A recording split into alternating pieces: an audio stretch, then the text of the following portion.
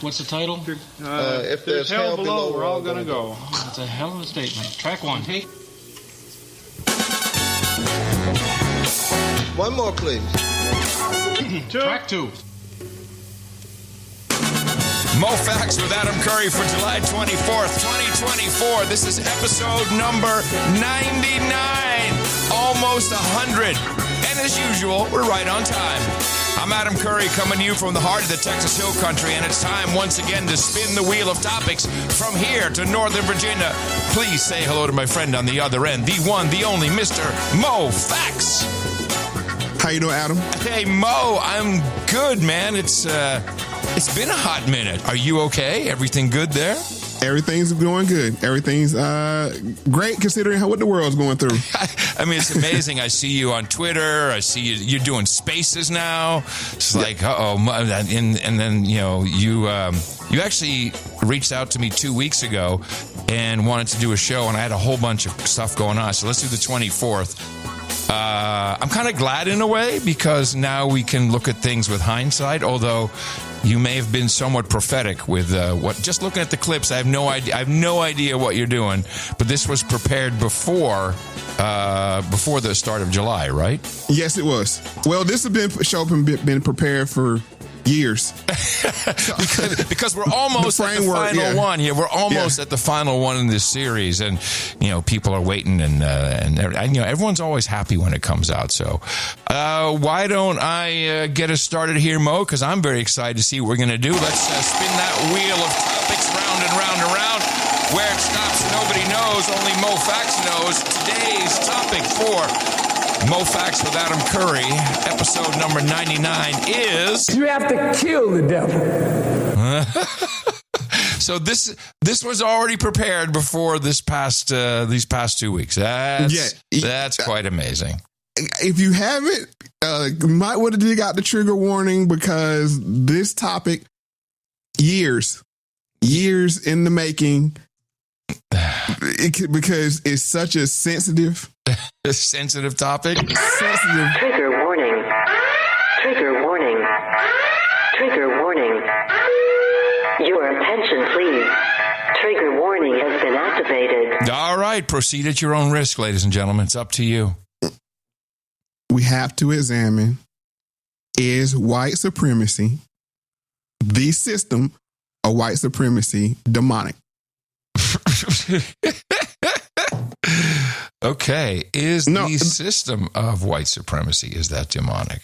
Right. Okay. Because I'm going to say this.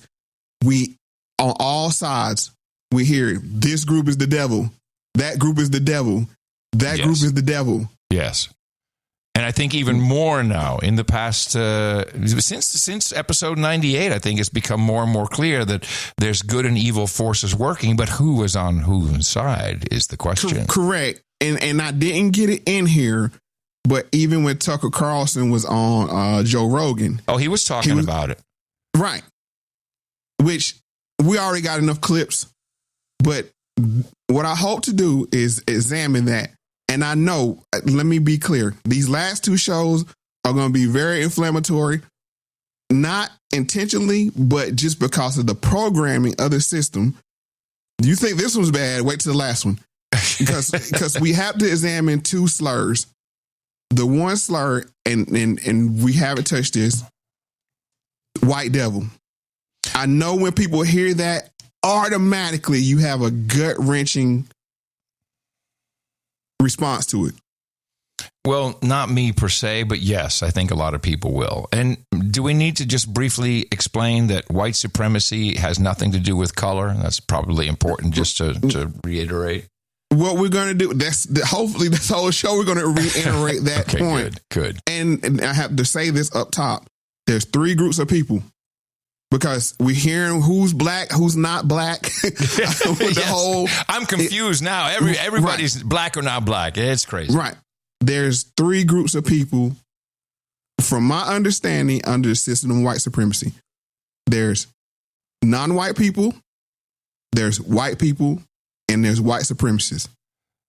The white supremacists differ from the white people because they believe in a system of mistreating people based off color. White people are just classified as white. but they don't believe in a system of mistreating people. And the non-white are the people that are mistreated based off of color. Which includes orange. Right. And the point I'm trying to make here is, and I've said this many shows, I have to do this preface because I understand how triggering this show may be until you get to the end. As like every show, it's going to make sense at the end.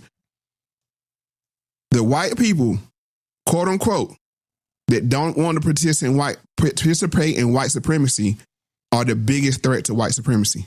Yes. I think we've had that as a common theme, kind of ramping up in the past 15, 20 episodes, maybe. Right. And we have to understand this to understand how the world is working. Yes. And so we're going to go back to actually where this is taught. This is a clip. This is Harvard Studies, Long History of White Supremacy in American Textbooks 2.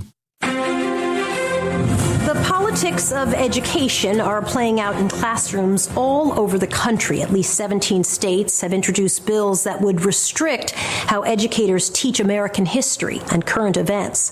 During this past election cycle, a number of Republican candidates pushed false claims that critical race theory and anti-whiteness are being taught in public schools. Harvard University's Hutchins Center for African and African American Research found evidence of the exact opposite, that American public education has a long history of teaching white supremacy. Our special correspondent, Joey Chen, brings us a story of textbook racism. Ralph Waldo Emerson, Walt Whitman, Elizabeth Cady Stanton, Noah Webster, that's the dictionary Webster. All great writers we think of as progressive. But a closer look at their writings, and those of many others, finds shocking ties to the ideals of white supremacy. They're all using the same kind of language in describing and dismissing people of African descent. All of them. Is this like a NPR program? No, this was I think CBS. Oh, beautiful. Okay. So it goes back into the textbooks because I normally don't do this, but I feel it's necessary. I mean, and this, for people that wonder why the shows take so long, sourcing the information is one thing, but ordering the list that's a whole nother thing. Yes, is the whole other thing, because if you don't order it correctly, it becomes convoluted and misunderstood what's been trying to be said. So I want to, if you can do it on the fly, let's do 11A next, so we understand why this system was even created. That's the old royal system. We still cling to it. People say that they don't believe in royalism. They say that George Washington didn't believe in the royalist type of government. That's why many white people fled what we call Europe to get away from the royal concept, the royal political model. Talking about politics now. Let's get away from that type of politics, royalist politics. Oh, we don't want that. And then proceeded to do what? The minute they got a little bit of breathing space and a field of corn and some cotton, then they took that royalist position and put it on a color basis and say, now, white people will be royal. Black people will not be royal. Mm-hmm. They will be the serfs. They will be the slaves. They will be the gophers. Do this, do that, lift that barge, tote that bale. And we, white people, will be the royalists. And so that's the model that the white supremacists have based everything on, and they have not turned it loose. Why? Because it's such a workable model. You know, it's interesting, Mo. Someone gave me the Founder's Bible. I don't know if you're familiar with this.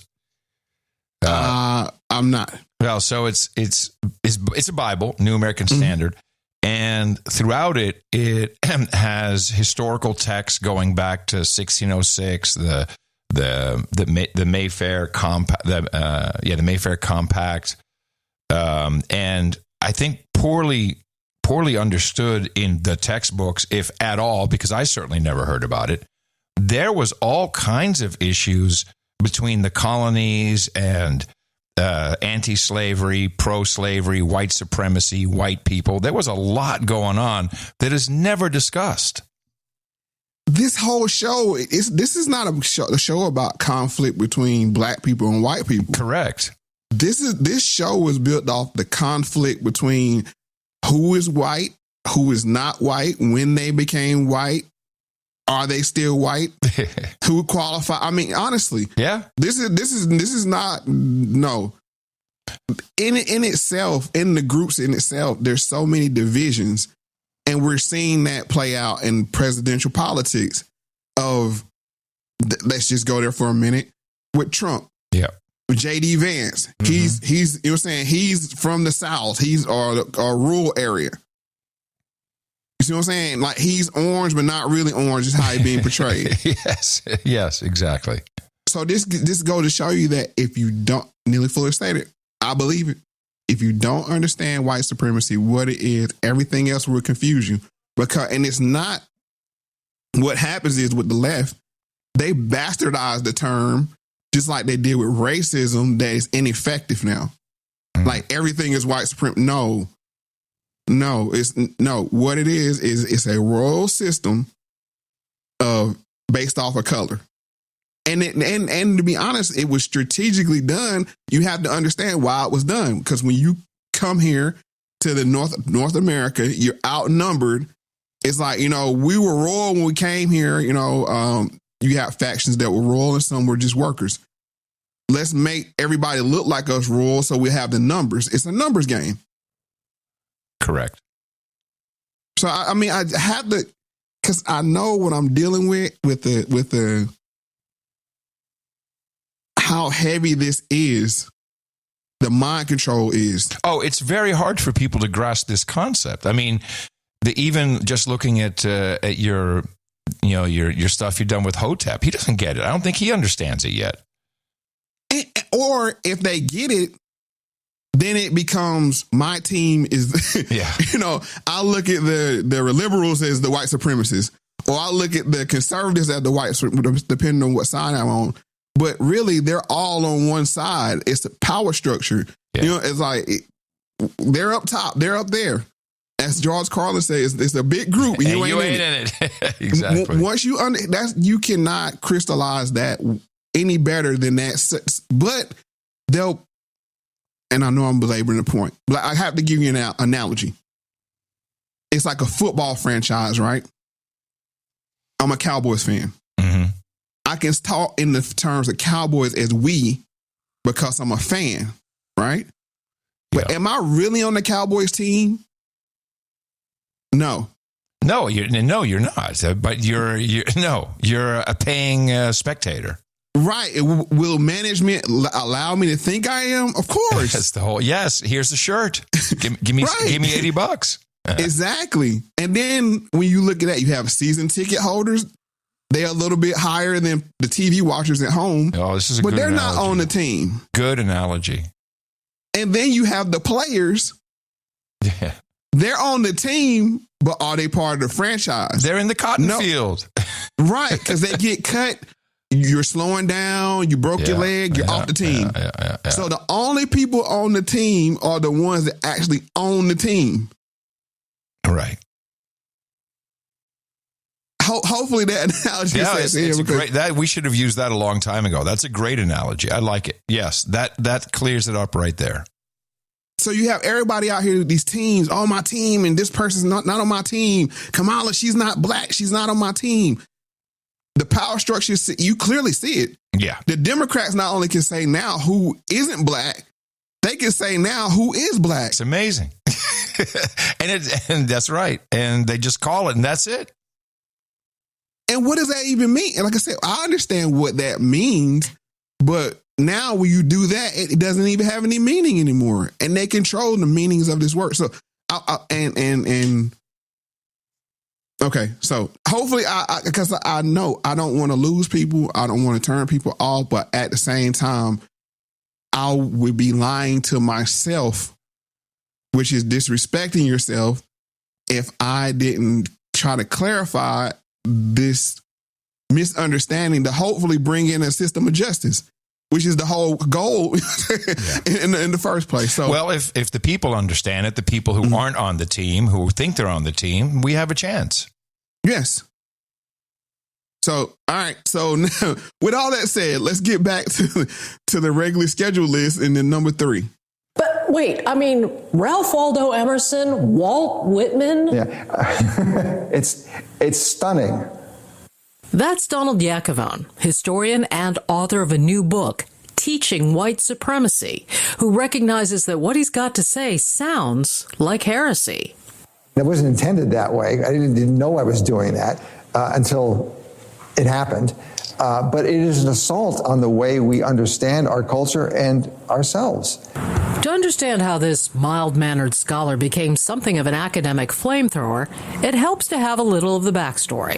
Yakovone was deep into research on another book when, just for fun, he went to the library to check out some old textbooks. This is an academic's idea of taking a break. But then you went down a rabbit hole. It was like Alice in Wonderland. I fell in, and it was in a completely different world. I saw this collection of 3,000 textbooks, and I was stunned. I just wasn't expecting that. Wait a minute. Did this guy find something out that he could have learned from listening to this very podcast? Obviously. Wow, what a waste of a degree. Oh, okay. So, but 3,000 textbooks. Yeah. Hidden away. I can't wait. I can't wait. All the understanding of race that we have comes from the educational system, who controls the educational system. But since you can't wait, let's just go ahead and get to number 4. And the recurring themes, he says, were taught to generations of American school kids. The achievements of Black Americans and other non-whites were consistently ignored. African Americans were portrayed as incapable of learning or achieving, even well after the Civil War, and it got worse. Here's how a textbook used in the late 20th century described enslaved people. They loved to sing and dance. They were generally blessed with a keen sense of humor, and this is the tough part. And a certain amount of promiscuity was taken for granted. Slave women rarely resisted the advances of white men, as their numerous mulatto progeny abundantly attested. That's a high school textbook from the 1940s, which Yakovone says was still in use decades later in classrooms across the country. Textbooks contained old tropes because a handful of publishers have traditionally dominated the industry. And 2 states, California and Texas, because they buy so many, have outsized influence on what goes into books. So if the Texas education doesn't approve of a textbook or a certain section of the textbook, it gets rewritten. We're getting down to some genesis here. 1940. Yeah, not that long ago, really. No, I mean, and they said it was in use decades after that. And if you understand how textbooks work, the Black kids got the old books. So you can have somebody my dad or mom's age getting taught from textbooks that had this information in it. Oh man, that's awesome. So, and the point I'm trying to make is that seek first to understand, then to be understood. Mm-hmm. So when you hear these dog whistles, if you're not a dog, you can't hear the whistle. Yes. That's why it's called a dog whistle. Hello? Yes. So when you hear promiscuous and Black women put together, that Black woman hears that. Everybody else might not hear it, but she hears it. Right. And I just want to make one more point of who's Black and who's white. Even on the RNC side, notice now Amber Rose is Black. Yeah, isn't that amazing? Now, of course, hanging out with Kanye already gives you a little bit of a black card for a while, for a bit. But she even said herself that she doesn't identify as being Black. Right. But they framed her as being a Black Trump supporter. Yes. Which, if you go back to what that last clip says, That's not the kind of person you want to kind of identify as a black woman. No, she's a lot of not good in her. Right. So what are we saying? Like, right. And the devil pops up again. Yes. Even with her. I mean, so this goes to show you that race does not exist, but us clinging to it is going to keep us, you know what I'm saying, the people that control the strings in power.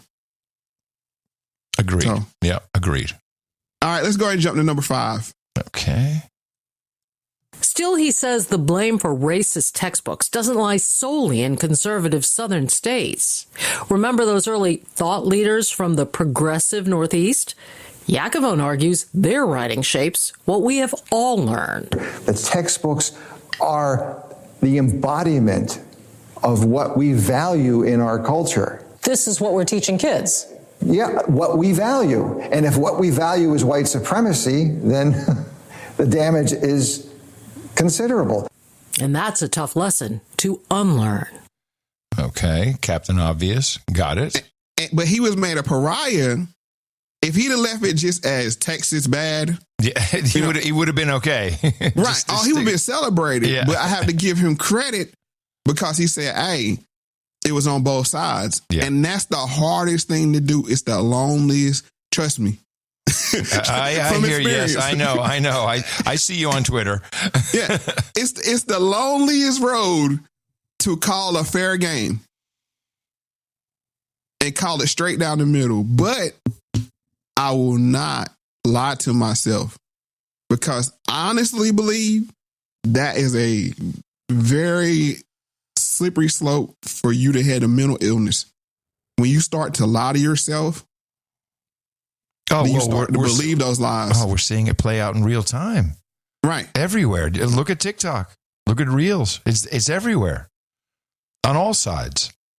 And when you see these kids on TikTok, what they're doing is rejecting the system. The same thing in the 60s. Yeah, that's a good point. They were rejecting the systems of the 1940s and 50s. Mm. That's why you had the hippies. And what happened? The system came in and said no. Well, and they co-opted the hippies. Well, they're rejecting the system, but they still want to blame someone for it. Well, they're confused. Yes. They don't want, like I said, they don't want to partake in the system because whenever you have culture, you have counterculture. That's what the hippies were. You're countering what's going on. Like, I don't want to take part in war and these things going on. And then you get beat down by the system. Mm. And what you're hearing is when people say, I don't want to be, and this is pure speculation, but it's based in something. When you see, I don't want to be a male anymore. Yeah. I want to be a female. Yeah. What are they running from? Yes. Toxic masculinity. Right. Yeah. Or I don't want to be this anymore. I don't want to be. They're rejecting what's placed on them. But not understanding how it works and therefore make very odd moves because of the confusion. Correct. Yeah. Well, and now you have 4 kids. Are you able to teach them this? Oh, I get it. Dad, you can't say that. Like, it's them, it's they, Dad. Right. So what I do is I ask questions because, once again, I live my life by the 7 habits. Seek first to understand. Also, empathetic listening, which is a superpower, I believe. Mm-hmm. Ask a question, a sincere question, and actually listen to the answer. And and like I said, I don't get it right half the time, but at least I try, you know? Of course. I mean, because with kids, kids are kids. Yeah. But if you ask questions, and this is something we've done for 99 episodes, I've never asked you a rhetorical question. You've never asked me a rhetorical question. No. And we never shamed each other for the answer we give. No. If you do that, I believe, then at least we can come to an understanding. We might not agree, but at least we come to a common ground understanding of where each other stand. Yeah. And we need this for the world because if you don't see, they are fast on the move. and by the way, just the fact that we do this show you should see some of the things people call me. Because I know, I'm probably... you know, right? It's predictive. You know what I'm saying? I never heard it, but I know the predicted response. Yeah. And you probably know what I've been called or can be called. Of course. Right. And to be honest, I'm sure you had reservations before doing the show. Like I had reservations because we knew what was coming. But it's like, you know what? It's almost been 5 years. Yeah. I wouldn't have rather done anything else. I mean, like outside of family stuff, but dedicating my time to it because of everybody that writes letters in, like, oh, I get it now. Mm-hmm. Well, and for people who don't know, the genesis of this show, and you can listen to every single episode, they're all evergreen. The genesis is truly that we were just talking for weeks. You would just call me up and we'd be talking and, back and forth. And then all of a sudden I said, hey, man, we're wasting good content here. People need to hear this and not secondhand through me or secondhand through you. They need to hear it firsthand. And it was links instead of clips. Yes, but basically you're hearing that conversation happen.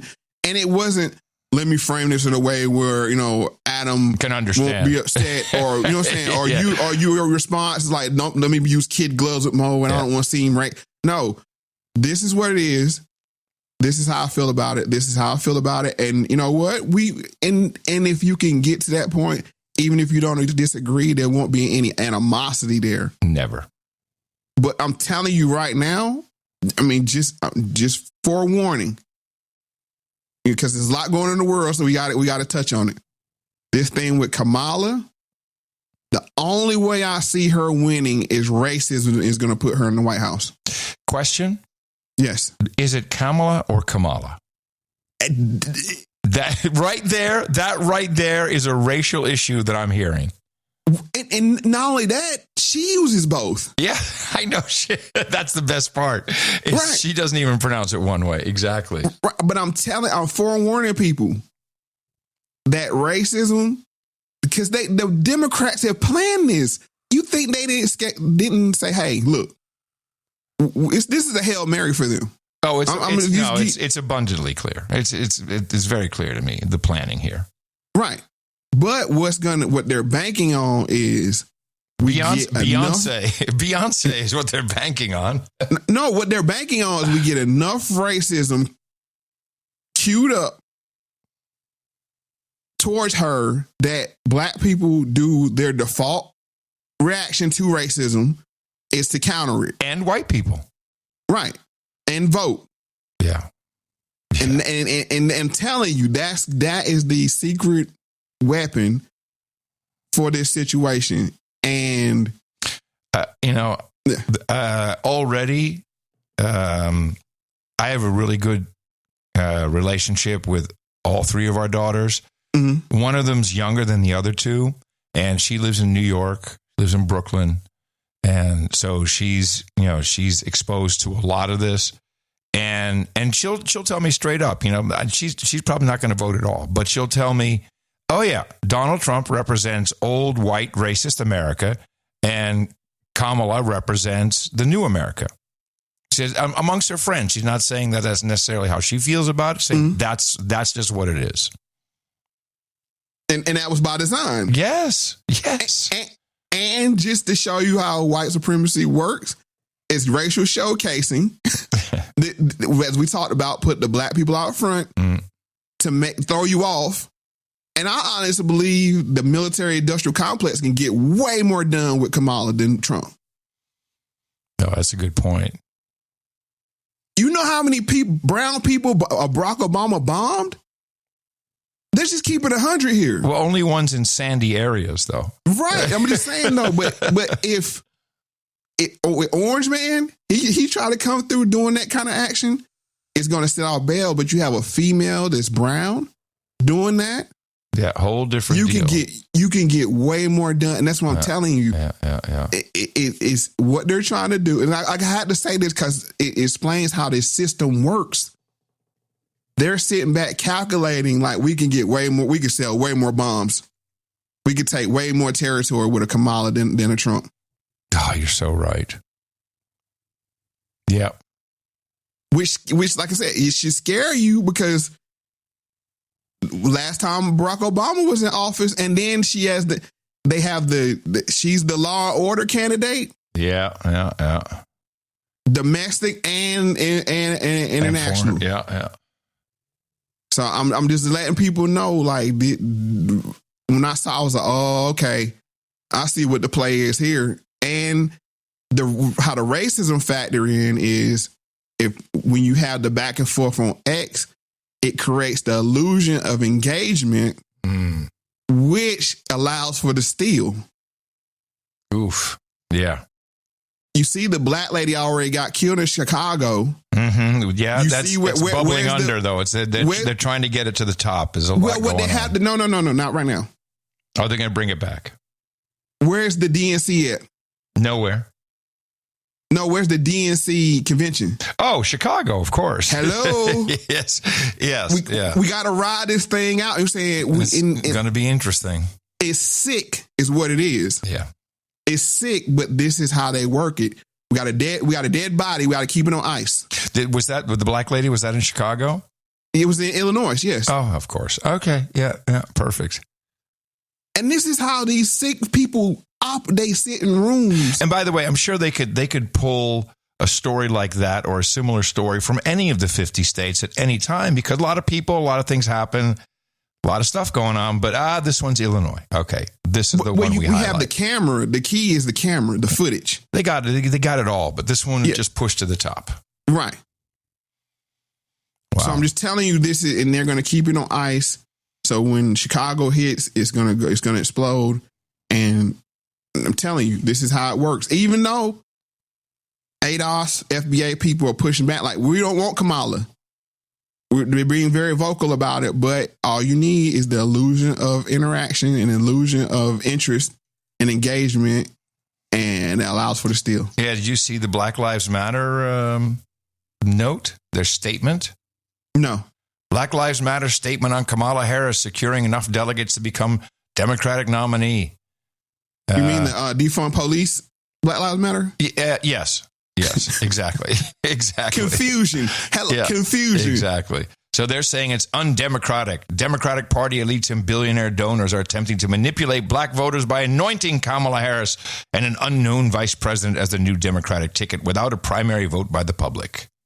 I'm putting in the book Westmore. Westmore? They got to go double black. I mean, we got to talk about, because there ain't no telling when we're going to be able to record again. Wow, a double black ticket? Double black. Do you have a name? Westmore. Westmore, really? Yeah. Oh, man. Oh. He fills in all her gaps. You know what I'm saying? He's a male. That brings in the black men. That's the problem, obviously. Yes. And you can't go with people saying Shapiro. You can't. That's too much Jewish around her. Yeah. A Jewish husband and a Jewish wife. Too much. We already got the Jew card in there. For the Palestine thing. Yeah. No, of course. I understand. Yeah. By the way, I can tell you what I think is going to happen there. I think Trump, he has a meeting with Bibi Netanyahu this week in Mar-a-Lago, and he's already, sent out pictures of a nice note from the Palestinian president, from whatever authority, Mahmoud, and he's going to cut a deal. He's going to get some hostages back. He's going to cut a deal. He's going to have this war at least temporarily halted before the election. He has to do something. That's his play. That's his play. The solidarity, they're calculating. You can't have two women. That won't fly. Man, this Wes Moore, Rhodes Scholar. Oh, he's got it all, man. And wow. He has his own corn pop. He has his own corn pop. No, but seriously. He does. No, T-Bone. You remember, what's the guy up in New Jersey? Cory Booker? Yeah. I got a friend named T-Bone. Yeah. He literally has a T-Bone story, and it's legit. Look it up. The other Wes Moore. Check it out. But I mean, that's funny. So I'm just telling you, the fact that they work off, the reason why I can kind of game plan this, because it's a system. Yeah. And if you understand the system, you can kind of guess how it's going to work and how to counter it. But I guess we can get back into yeah. This is good. That's good. I'm doing some no agenda show prep here too at the same time. This is all right. good. So we got number 6. Yeah. Okay, number 6. You then go on to say that rather than 1619, if you really want to kind of mark a year as the beginning of the American story, you advocate for 1493. Now, most of us from our, rhymes in elementary school remember 1492 as a really important year. Why 1493 in your mind is really the one we should be focusing on? Right. Yeah. So 1492, the year that Columbus sailed the ocean blue, right? We have those rhymes kind of ringing in our heads. Well, it turns out that obviously that's an important date. But 1493 is the year that Columbus goes back to Spain and is actually commissioned with great fanfare, and is commissioned to return to the so-called New World with a much bigger fleet, much more kind of bigger, more men, more animals, more equipment, the whole 9 yards to kind of continue this. But more importantly than that, this created a real problem, a political problem and an opportunity. And what happened was Spain needed to know that it could rightfully claim these lands. And so who do they turn to secure that claim? Well, they turn to the church. Yes. Yes. There's so much that went on in the 14 and 1500s. No one talks about it. And this is why, if you wouldn't believe it, if we didn't tell you, we don't talk. You have no clue what I'm working on. I have no clue what you're saying, what you're into, other than when I peek in on the No Agenda show, but I usually listen to it in laps, in like hindsight, like, okay, let me just, or if I hear you start to talk about something that might drift into something I want to talk, I'll skip through it. That way I don't know where you're coming from. But 1492, that's baked. Everybody knows that. Right. Everybody, but what that was and what this is the origin story of white supremacy in America. This was the green light to go take whatever we can find if they're not white or Christian. Right. That was the green light. And this pretty much stands, if you think about it. Yes. When we go to Iran or Syria or wherever, it pretty much stands. But let's go ahead and listen to number 7 and see if you think so. And the language is fairly stark. I was going to read from one of the earlier documents. They're giving rights to the political kings to invade, search out, capture, vanquish, and subdue all Saracens or Muslims and pagans whatsoever, and other enemies of Christ wherever placed, and the kingdoms, dukedoms, principalities, dominions, possessions, and all movable and immovable goods whatsoever held and possessed by them. And here's the key line: and to reduce their persons to perpetual slavery. So this is the official word of the Western Christian Church to the Christian political leaders about really who does and doesn't deserve human rights. And people also don't realize that there were so many different factions of churches in America in these early centuries who were fighting. People got kicked out of colonies. Oh, you're Protestant, get out. Oh, you're Catholic, get out. They have no idea. The church was not just a monolith. I mean, there's all kinds of stuff going on. And just to foreshadow, Catholicism kept people out of whiteness for a long period of time. Long time. I didn't even realize that what a problem America had with Muslims. I'm saying it. I'm trying to frame it that way. And did you know that the battle hymn of the Marines, from the halls of Montezuma to the shores of Tripoli? Yes, that was because the Muslims in Libya, they were attacking ships coming to America. And so we built a Navy, sent it over there, and went and kicked their butt. And, that was Muslims. It was literally about Muslims. There's so much untold history. It's crazy. But none of it's really changed. It's just, hello. Yeah, surprise. The world is the same. Mm-hmm. And that's when I keep harping on this point until you get to the root of the problem and the root of the division. everything else on the top is going to confuse. I mean, like, it's just literally going to scramble your brain because it's like, okay, why does this people like these people, or why don't these people like these people? It seems trivial to us, but I mean, like, we were talking about the red heifer a few months ago. I mean, like, seriously, that was a world phenomenon. People were taking it seriously. Oh, it's all over. End times. Here we go. The red heifer is done. All right, let's get to the last clip of the origin. To kind of reiterate what you just read and said, the argument is if no Christians occupy a land, then it's up for grabs by Christians. Western European white settlers can come in and claim that land, and any property, wealth, or people that live there or are found there become the property of the Europeans. And the justification for this is that Christianity, and therefore Christian cultures, are inherently superior to all the others, and any claims that those people and cultures may have don't register. It's only if Europeans are there that there's real ownership, and you can't infringe on land that other Europeans may possess, but everyone else is up for grabs.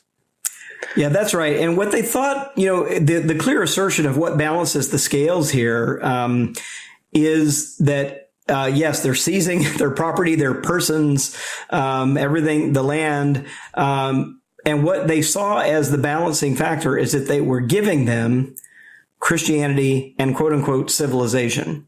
Also known these days as democracy. Yes.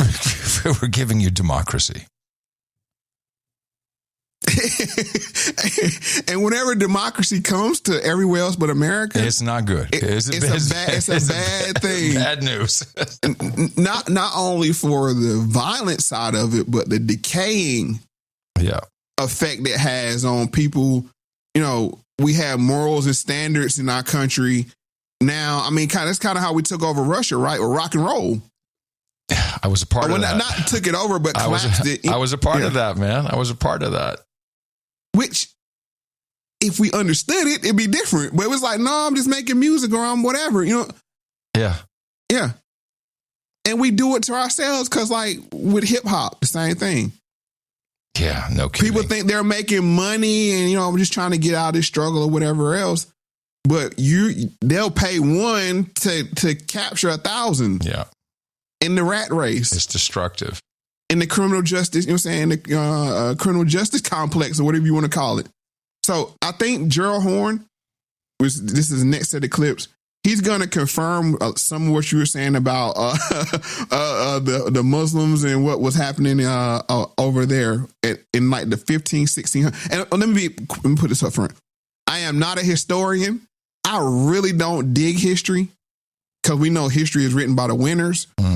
But history is sort of like science, what you can prove, Yeah. Like put it to the test and then see if it can be proven or not. That's how I look at history, not taking everything verbatim how it's written. So Gerald Horne won. I make the argument that the turning point actually was in 1655 with the fact that at that particular moment, the English had ousted the Spanish from control of Jamaica.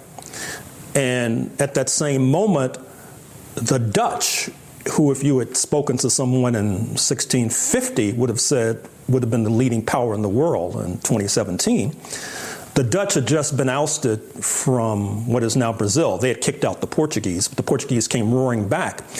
And with the Dutch being ousted from Brazil, what happened was that a number of individuals who had mastered the art of making sugar out of blood, that is to say, making sugar out of the enslavement of Africans, many of whom were Jewish. You saw that London was then able to oust the Dutch from what is now Manhattan, and also most of what we would now call the Middle Atlantic states and what is now the United States of America. And then by 1672, you had the systematizing of the African slave trade and the formation of the Royal African Company under the thumb of the king. Oh, man. And I don't know if he mentions it later, but it's worth noting that all of the pilgrims, when they left England, they went to Holland first. They were there in Amsterdam and Leiden for 4 or 5 years before they set off for the new land. So they got a lot of learning there, not just their godly roots, but everything. And how you came to this landmass called America, it was different for different people.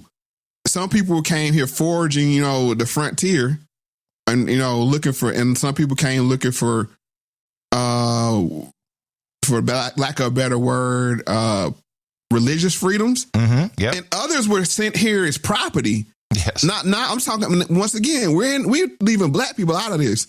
Transportation. Yeah. It was like you were a criminal in England. We're going to flush it. Out you go. What are we saying now? This happened from South America and Central America. They're flushing out their prisoners and sending them to America. Yeah. Same thing. History repeating itself. Mm-hmm. America is still a penal colony. I mean, if you look at it from that standpoint, they're flushing out in the middle. It's South America, Central America prisons. If you want to take, one size story on it or narrative, so it's the same thing. It's just transportation. It's nothing new. By the way, I think Trump understands this. I think he sees this repetition. I think he knows it. I think he understands this stuff. So let me ask this question. Is it a good, it's not good because it's falling into the system, but I don't understand their plan. Now, you know me state this before, this military age men thing, I don't think they're here to conquer us. No. I think they're bringing in soldiers because we don't have any people to want to fight. Yes, correct. I'm in agreement with you on that. Yes, they get the fast track. You want to be a citizen? Yeah, serve your time. And it's the best loyalty test mm-hmm. for those new citizens. I mean, because they did a similar thing back in the 30s and 40s with World War II. Yeah, they brought a lot of people over here and then sent them right back to Europe in uniform. Mm-hmm. All right, so let's get to number 10. The Africans, of course, did not cooperate with their enslavement, and they were rebelling. They were oftentimes outnumbering the Europeans on these islands, and that then, of course, led these Europeans to then move to places like South Carolina. And then, just to continue the chronology, in 1683, you have the Ottoman Turks, the Muslims, stopped at the gate of Vienna with their onward march and their conflict with Christians, particularly in Western Europe, coming to a kind of ending of a chapter.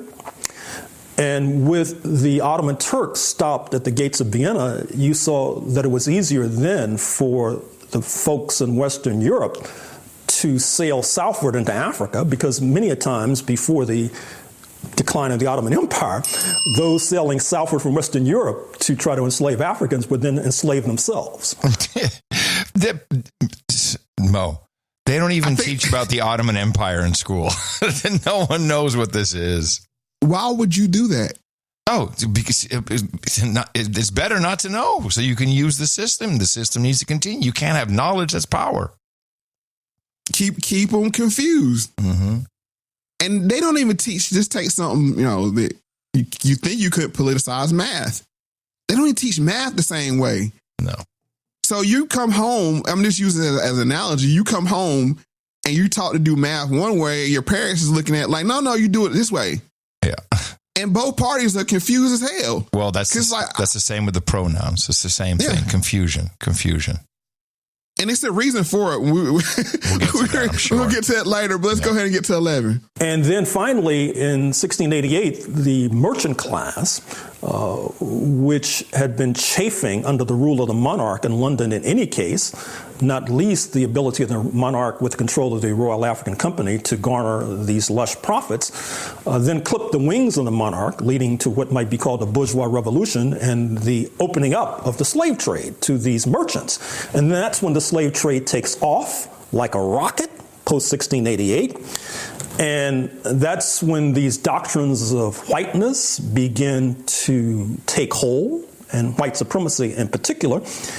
And then you begin to see doctrines built on that principle of exploitation And that's what I would see as the origin story of white supremacy, although I'm continuing to do further research, and as you know, the research project, oftentimes it leads to newer revelations that overturn older so-called revelations. So if you talk to me in 2 years, I might come up with a different thesis. An interesting guy, this Gerald Horne. Yes, he is. Very, very interesting. And this is Samaz 11. Basically, the crown fell, the bourgeoisie took over, and now they create the system that Neely Fuller was talking about of you're royal if you're white, if you're royal, or you're royal if you're white. It's like there's no more bloodline, there's no more, kings and that kind of thing. It's just basically off of color only. So this is, we normally don't do this, but let's just listen to Neely one more time. Just quickly, and then we can jump straight into. I'll go ahead. Just listen to Neely one more time. That's the old royal system. We still cling to it. People say that they don't believe in royalism.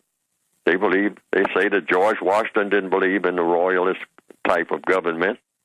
That's why many white people fled what we call Europe to get away from the royal concept, the royal political model. Talking about politics now. Let's get away from that type of politics, royalist politics. Oh, we don't want that. And then proceeded to do what? The minute they got a little bit of breathing space and a field of corn and some cotton, then they took that royalist position and put it on a color basis and say, now, white people will be royal. Black people will not be royal. Mm-hmm. They will be the serfs. They will be the slaves. They will be the gophers. Do this, do that, lift that barge, tote that bale. And we, white people, will be the royalists. And so that's the model that the white supremacists have based everything on, and they have not turned it loose. Why? Because it's such a workable model. Yeah. So it would be a lot easier if we had a king. Well, you can understand it. I mean, I always was taught that, and when George Washington became the first president, they almost made him king first. That's pretty much the extent of what you'd hear. Right. Which is, just brushing the surface of what was really going on. And it always amazes me how particularly British people will defend their royal family as just ceremonial. It's just cute. We just like it. It's culture. Not knowing how real it is. It's very real, and you don't keep that much ceremony going. But now I have Thomas Sowell, Thomas Sowell, how you want to pronounce it. This is the greatest racist in American history, and what this explains is that there were apprehension to even bring in certain white appearing people into whiteness. In an editorial in the Saturday Evening Post, Lorimer warned against our racial degeneration as a result of immigration, which he said could end with Americans having to forfeit our high estate and join the lowly ranks of the mongrel races. In the early 1920s, Lorimer assigned novelist and future Pulitzer Prize winner Kenneth L. Roberts to write a series of articles on immigration for the Saturday Evening Post. In one of these articles, Roberts referred to the better-class Northern and Western Europeans, who are particularly fine types of immigrants, as contrasted with the queer, alien, mongrelized people of Southeastern Europe. These articles were later republished as a book titled Why Europe Leaves Home. In this book, Roberts said, among other things, the Jews of Poland are human parasites, that people from the Austro-Hungarian Empire were inconceivably backward. He added, the American nation was founded and developed by the Nordic race, but if a few more million members of the Alpine, Mediterranean, and Semitic races are poured among us, the result must inevitably be a hybrid race of people as worthless and futile as the good-for-nothing mongrels of Central America and Southeastern Europe. Nice. It's levels to it. Yeah. It's levels to it. Eventually, they had to roll them in and let them be royal too. But when it hits the fan, they'll let you know, you're not really white. Right. You know, you're not, even with J.D. Vance, he'll get let know, like, you're not. No, sorry. Literally, he's white trash. Right. That's what I'm saying. It's levels, in the hierarchy. It's a color line as big as the Grand Canyon. Yeah. Between white and non-white. Big as the Grand Canyon. So, you can't cross over. That's why, and you notice that's why transracial never takes hold. Right. Think about it. You can be trans area, you can be trans species, transgender, trans, whatever they call it, age. Like you can chronologically trans. Like, I'm young, but I want to be old. Or I'm old and be. But when you get to race, yeah. Rachel Dolezal. Yeah, I was just about to say. Yeah. Far ahead of her time. Right. When you get to that color line, oh no. You know what I'm saying? Like that because the system, like, if we allow that, then the system collapses. Right. Who maintains this? Like, you got to think, who maintains these laws? And I spoke about this on the last show. Hopefully the last show is making more sense with this show, is you can have 7 white grandparents and 1 black grandparent. You're done. And you can't be white. No. What is that? If it's not, that just not happenstance. That is a hard rule written, you know what I'm saying, in law. And even if it's not real law, it's in the law of the culture. Like, who is that? Oh, that's my grandma. Not like us. Yeah. Listen to me being cultural. Yeah, listen to you. So he continues on with even more examples in the next clip. Progressive muckraking journalist George Creel, a former member of Woodrow Wilson's administration, wrote articles on immigration in 1921 and 1922 in Collier's Magazine, another leading mass circulation publication of that era.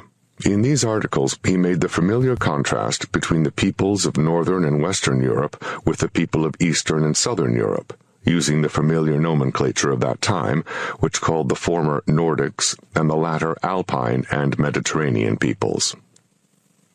The men and women who first came to America were Nordic, clean-blooded, strong-limbed people from England, Ireland, Scotland, Scandinavia, Belgium, Holland, Germany, and France. The millions that followed them, for a full 2 centuries, were also Nordic, holding the same customs, ideas, and ideals, fitting into the life they found as skin fits the hand. Not until 1880 was there any vital change in the character of immigration, and then commenced the tidal waves of 2 new stocks, the Alpine from Central Europe, Slavs for the most part, and the Mediterranean, the small, swarthy peoples from southern Italy, Greece, Spain, and northern Africa. These latter immigrants Creel described as the failures, unfits, and misfits of the Old World. Creel said, those coming from Eastern Europe were morally, physically, and mentally the worst in the history of immigration.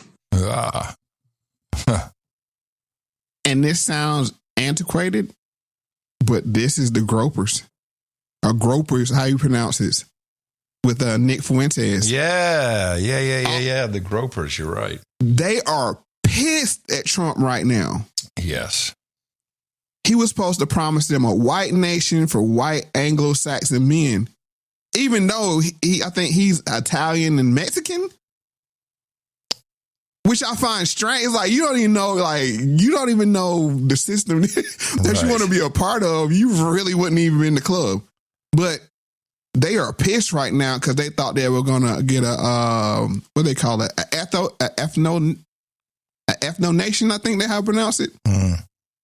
But basically a white nation.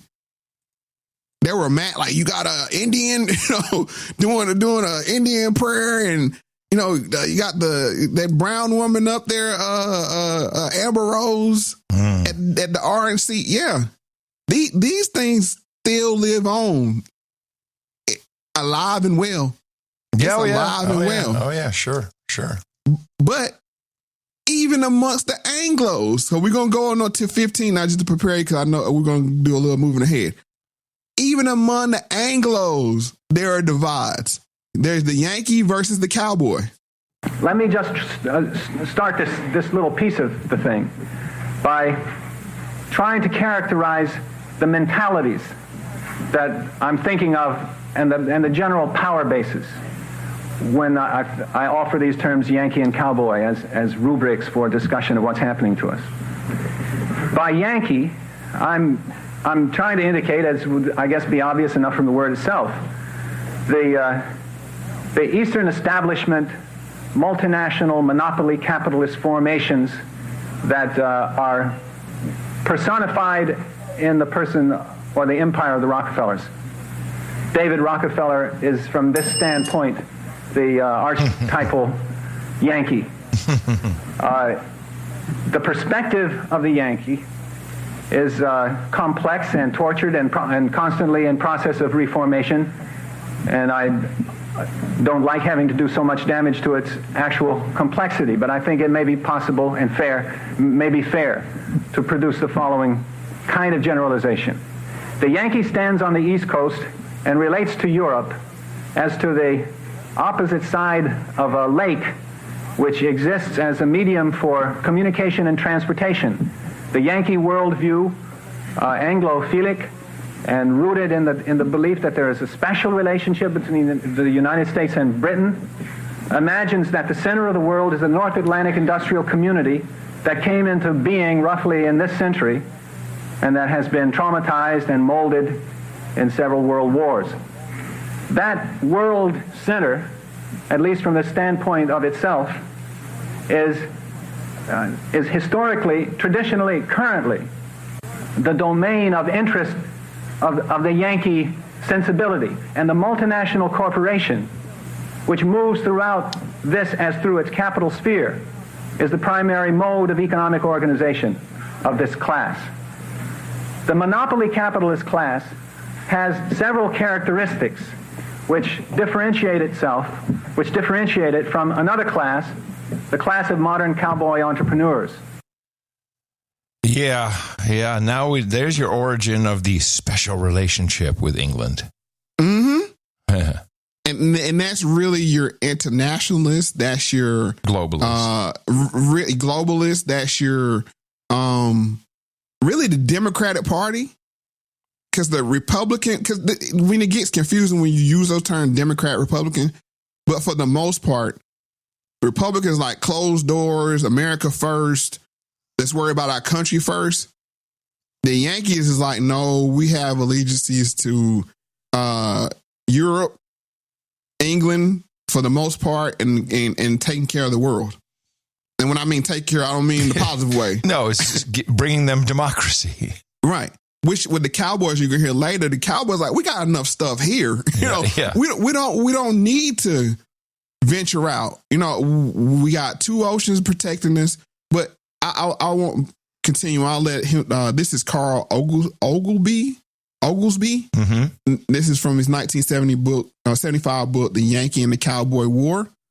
He's going to go on to explain now the Cowboy. It's a little long clip, so you can stop it anytime you want to add commentary. Entrepreneurial capitalism, cowboy capitalism, is the capitalism that grew up in the United States, particularly because the United States happened to grow up with a frontier that was constantly in motion. When Marx analyzed the 19th century societies and derived the basic conceptions of class that Marxists today still employ, he was operating with countries that basically had finished boundaries, top, bottom, left, and right.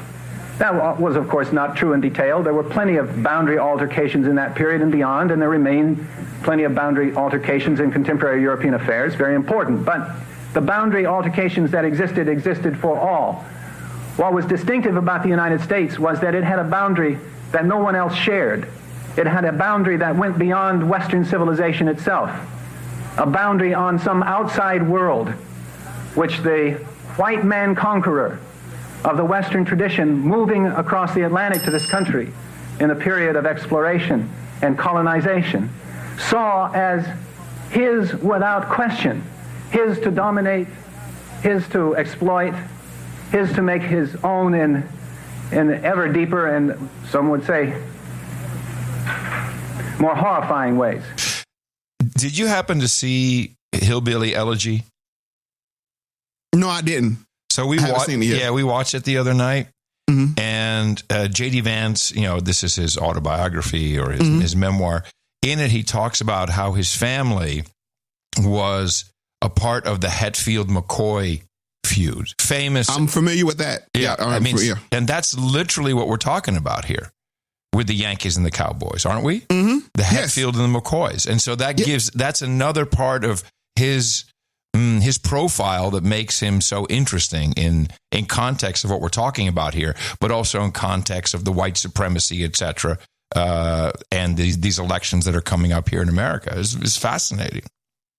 And what J.D. Vance, since you brought him up, remind me to tell you about Space Cowboy before we go there, but since you brought J.D. Vance, J.D. Vance is Orange Boulay.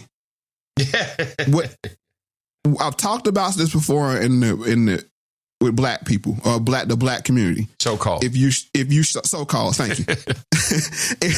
if you have some kind of talent, be it academic, sports, whatever else, they put you on the fast track in the Boulay track.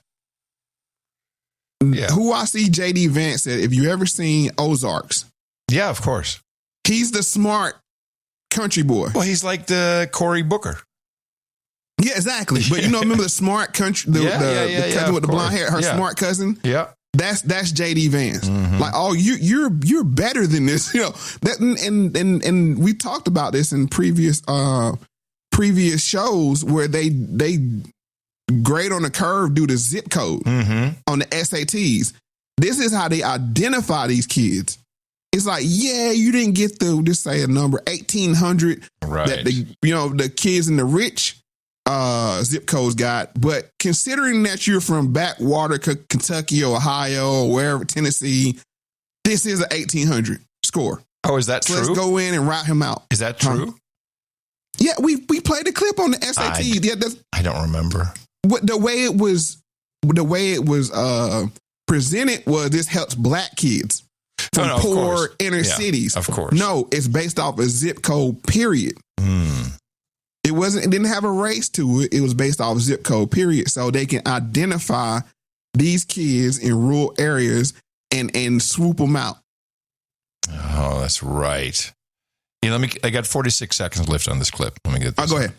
As the whole spectacle of industrial civilization rolls over that mythic Indian past, which begins to seem to so many of us these days an infinitely preferable alternative.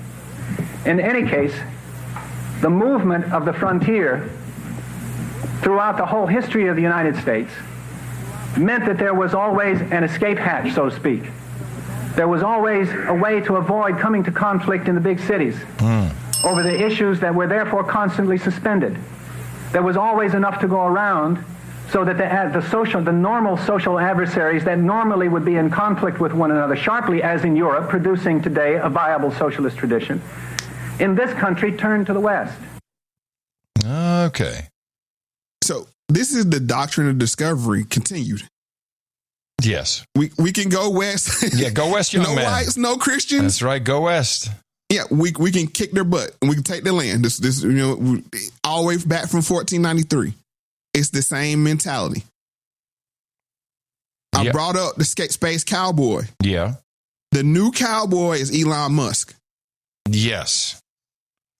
He comes from the frontier, not the American frontier, the South African frontier. Yes. So that mentality is still in him. What he's saying, fine, y'all can have Earth. We'll go find some green people to take advantage of. Yeah. That's his mentality. I mean, because what do you think going to happen if they showed you an avatar? We show up, you got natural resources. Blue people. Exactly. Yeah. Wow. Boot to butt. But that's that frontier mentality. That's cowboy mentality. Because you even said it. We have other frontiers to go to. Which is in a way is what Silicon Valley is portrays themselves as and are lauded for AI. This is the frontier. Yep. This is the new, taking it to new places.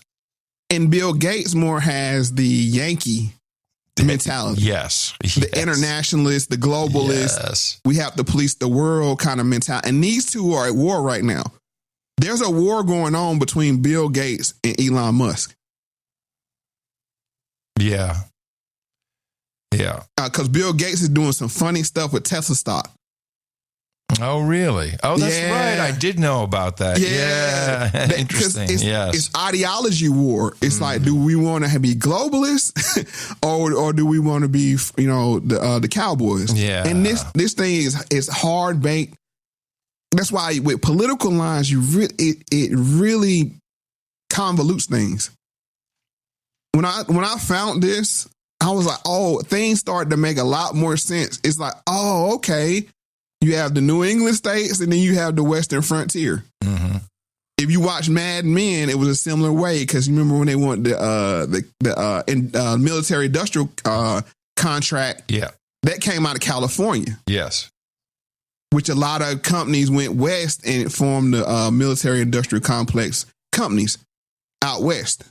Yeah, that's the whole reason for them going to California to open the California office. In the show Mad Men, they show you all these things, and it's like, oh, okay, that makes sense.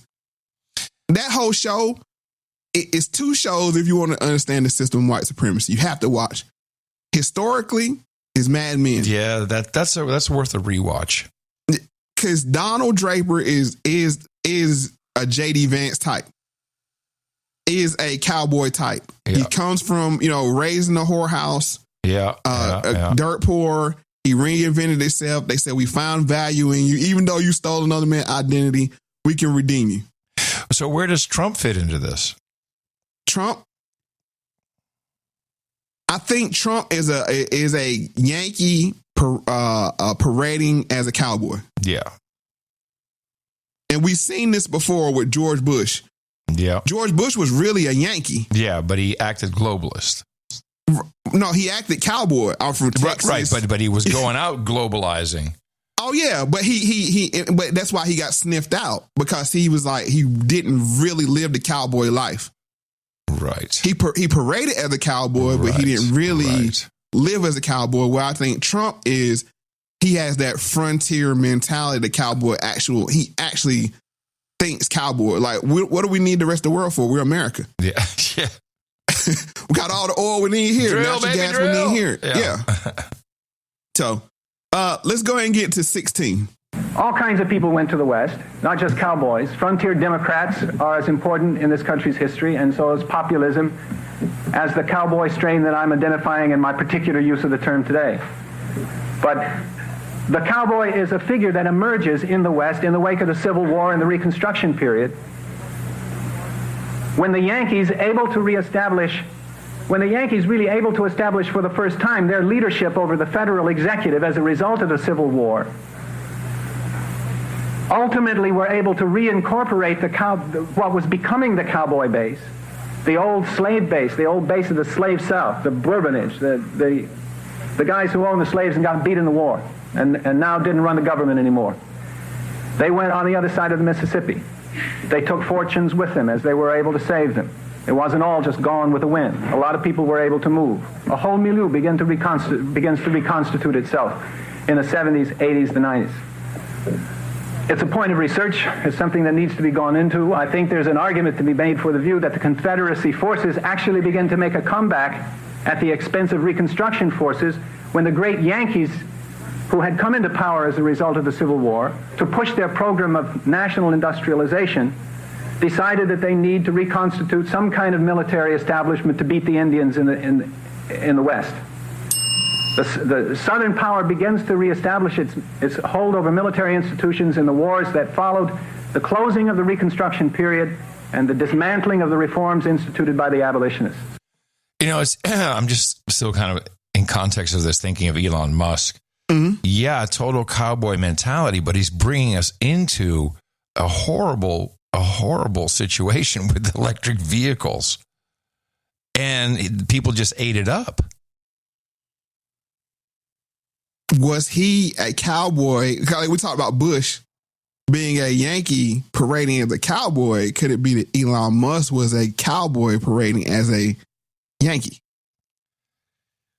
Like, I know y'all want electric cars. You know what I'm saying? Because, like, really, he's kind of giving up on that. He's more into his rockets and stuff now. Yeah. If you think about it, I mean... Yeah. He has his internet. He got his internet. He got his satellites. He does. Yeah. I even posted that on Twitter. He has his whole cowboy get up on. Oh yeah, no, that was the big cowboy hat funny. and everything. It was funny.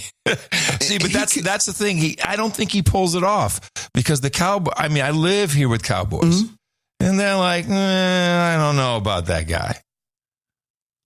Yeah, because he was incubated in Silicon Valley. He was incubated in around Yankees, so I think he had pretend. So it comes off as faux.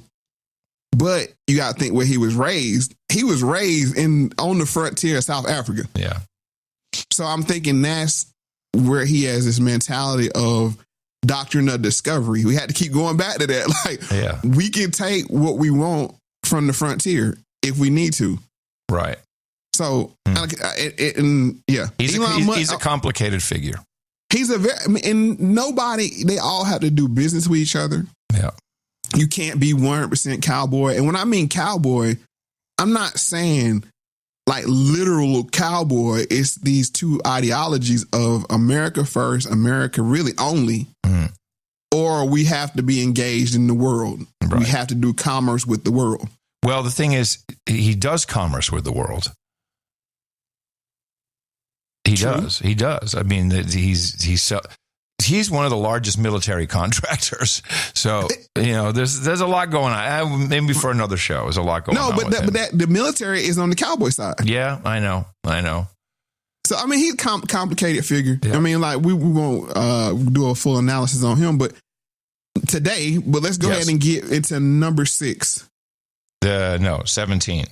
Yeah, 17. I'm just giving it part 6. Yeah. Sorry about that. Yeah. I got you. Following behind were the railroads, the Harrimans, the Yankees. They would come after and assimilate these small personal empires into larger empires, would provide modern-style rationalization, technological, administrative, and the rest. The cowboys would keep moving away from them, out into new, clear wilderness, out into land that nobody lives in, because the Indians aren't people. The Hawaiians aren't people at a certain point. The Filipinos aren't people at another point. At another point, the Chinese aren't. And then come the turn of the Koreans not to be people and the Vietnamese not to be people. These Reds are like the Redskins of the old days. They perform the same service. They bow down to our genocidal needs. They give us space. And they give us also the sense of righteousness, of using opportunities made for us, manifest as our destiny in all kinds of signs. And another way to look at the cowboy Yankee thing is what Neely Fuller calls refined white supremacy versus unrefined. Yeah, refined is almost to the point that it doesn't exist. It's like full integration. You're fully integrated. It's seamless. But when the rubber meets the road, when you need to clear land for the railroads. Bye. Right. When now we need the unrefined. We need the muscle. Send in the muscle. Yeah. and the thing is, the muscle keeps moving west. But what comes with moving west? The frontier. Then comes what? The towns, the cities. Yeah. And then that starts. Saloon. Yes. Yeah. Well, the railroad is a great example. Right. You have the first thing they build is probably a church. The next thing they build is a saloon, and a bank.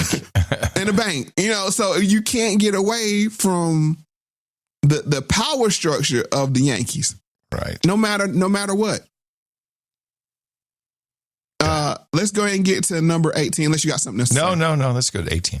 There even seems to be a sense these days that the issue is precisely the closing of the American frontier. And I wouldn't be surprised if it's not the right wing that gets that faster than the left wing does.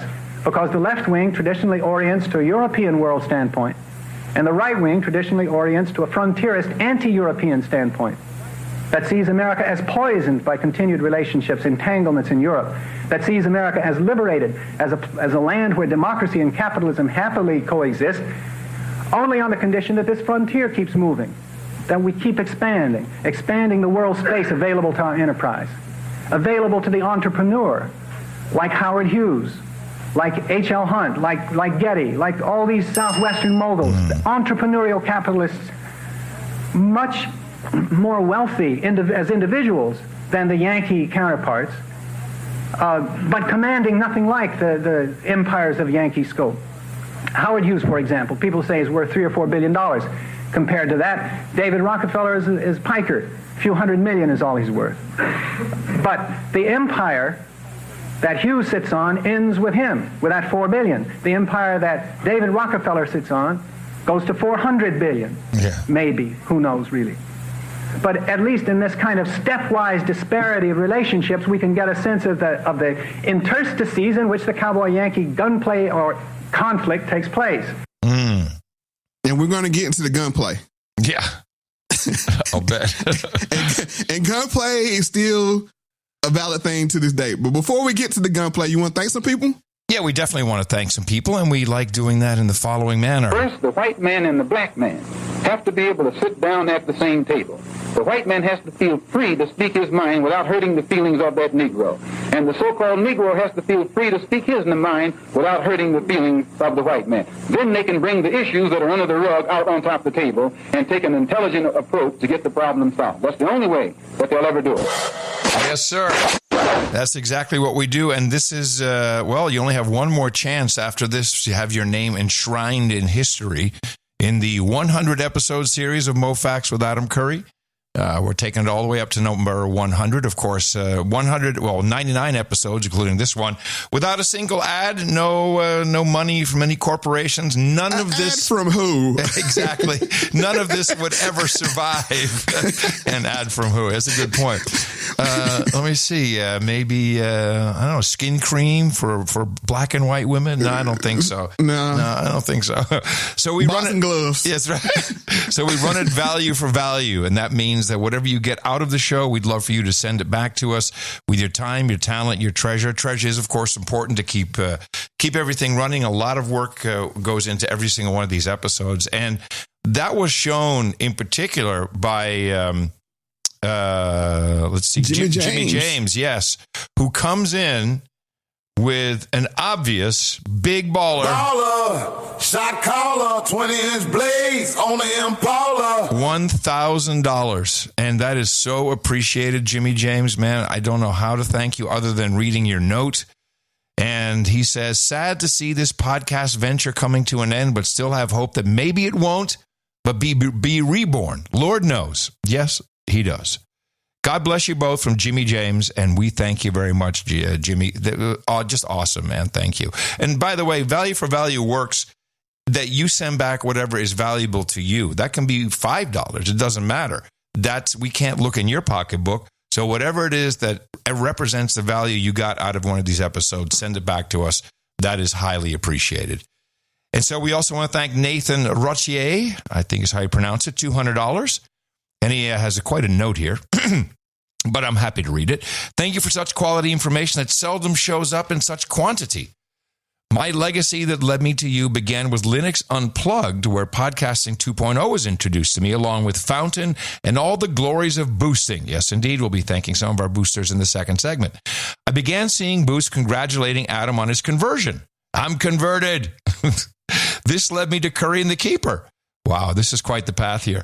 And while I was uncertain at first as to what I was hearing, after seeing No Agenda was his as well, I gave it a listen and was hooked. After I noticed some random podcast called Moe Factz with Adam Curry began charting in the top 10 in Fountain, I gave it a listen. This is why you need to boost this, people. This stuff works. I gave it a listen because he was involved, came for Adam, stayed for Moe. I went back and listened from number 1 before I heard you say to do that, and now I'm current. Wow, that gives me a big smile on my face. Want to share some value back with you both. As a jingle request, could I have you're a deadbeat followed by well, no longer a deadbeat, I guess. I mean, doesn't he de-deadbeated, I think. Followed by a jet scream guy. Oh, hold on a second. The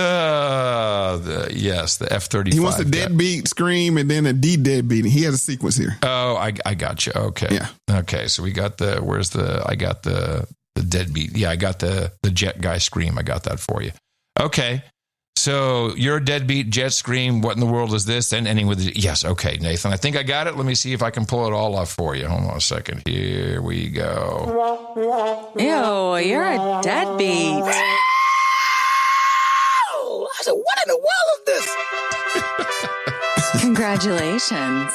You're no longer a deadbeat. Yes, perfect. Thank you very much, Nathan. Yeah, appreciate it. Summer Norris, $150, no note. We appreciate you. Thank you, Summer. Ryan Tierney, and nice number, 123.45. Another thought-provoking episode. Thank you, sir. Brandon Archer comes in with $100 and wants some GBG. Oh, man, I didn't prepare any of this. I forgot how many cool jingles people have. GBG. Yes, we got the GBG for you. Do we have a balance? There you go. Kyle Mann, $100, no note. Thank you, Kyle. Mangus Silver, also no note, but $100. We appreciate it. Christopher DiBiase, $66. Thank you, Christopher. Ray Aaron, $60. Thank you for the great podcast. Thank you for your support. Michael Duffy comes in from New Zealand, $58.42. That could be $1,000 in New Zealand. I don't know. But he says, thanks, love your work, and we thank you for that. Alex G., thank you guys for the thought-provoking podcast with 50. Thank you. Aichi Kitagawa, a fan favorite, Aichi, returning a tiny fraction of what I got from you and Adam. Aichi, Sir H. Knight of No Agenda from San Francisco. Yes, $50. Thank you, brother. Jill W., $50, and says, can't wait for Savage 47. We'll have to see what happens. And we're going to stop it there. We'll be thanking more people. Those are executive and associate executive producers. Also, the boosters coming up in our second segment. Remember to support us for episode 100, the last one. And you'll be able to do that at Moe Factz donations, MoFundMe.com, or go to MoFactz.com and find the donation page. And thank you all so much for supporting episode 99 of Moe Factz with Adam Curry. So, a name was mentioned about a cowboy. Are you familiar with HL Hunt? I don't think so. That's amazing. Once you hear who he was and what what's attributed to him. Okay. HL Hunt. Let's go start with the special report 1. In Dallas, Texas, where millionaires are not at all unusual, this man carrying part of his lunch to work in a paper bag is something special. For among those who have amassed great wealth from petroleum, he has amassed by far the most. More than the Murchisons, more than the Cullens, more than the Richardsons, even more than the Gettys. He has no chauffeur. He has no private airplanes. He takes no vacations on the Riviera. He makes no significant grants to charity. But Haroldson Lafayette Hunt is the biggest of them all, the richest man in America. The richest and one of the most controversial. For he is a strong advocate of right-wing causes and is considered by some to be a serious threat to American institutions. Yes, this does ring a bell now, definitely. He's an OG cowboy. OG, yes. OG.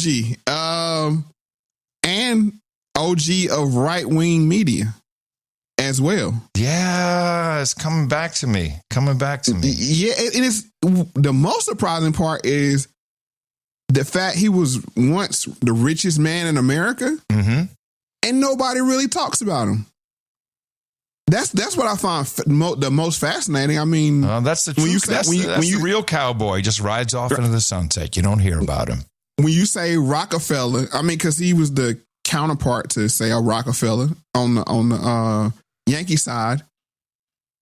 It rings bells, right? Big time. So literally, you rang the bell. I heard it. So what I want to do is point some attention on HL Hunt and the cowboy side, because we're well familiar with the Yankee side, because that's when you get into conspiracy theories and New World Order and those things. These are the names that pop out. But HL Hunt and those guys on the cowboy side, you don't really hear their names. And he has a lot of stuff attributed to him, but let's go ahead and get to 21. Not everyone agrees that Lifeline and the HLH Foods newspaper campaign are just a couple of more quite legitimate forms of advertising promotion.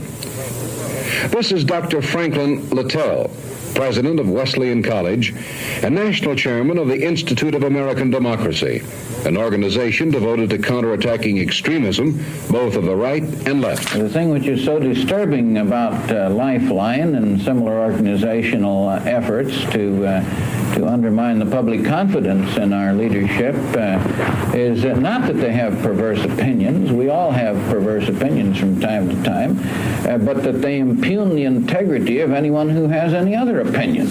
It's beyond conservatism, which obviously is a legitimate viewpoint. A point of view which implies that people who accept welfare, for example, are involved in some sort of communist plot, and that social progress like Medicare, Mr. Hunt has been against Medicare, this is a dangerous thing, and we are selling the country down the road to socialism. And as everyone who follows the radical right dialectic knows, liberalism equals socialism equals communism. They equate the whole thing, so that it's really an attempt to turn back the clock on progress, to think of America in terms of yesteryear, when we didn't have, or at least we're not aware of, some of the problems that now we seek to cope with.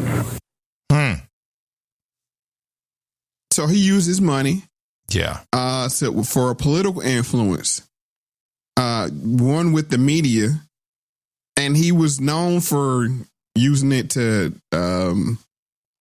sully up people's names. Yeah, well, that's what you do. Through his networks. But he also got down with the gunplay as well. But we'll get there later, allegedly. Let me say allegedly. Okay. But it's well documented, the alleged acts. But this is from the MLK tapes. Now here comes Martin Luther King. This is from the MLK tapes podcast, and this is a campaign to destroy King. In Hunt's world, and in that of many others back then, the great Satan in the universe was communism, which had to be fought in every venue.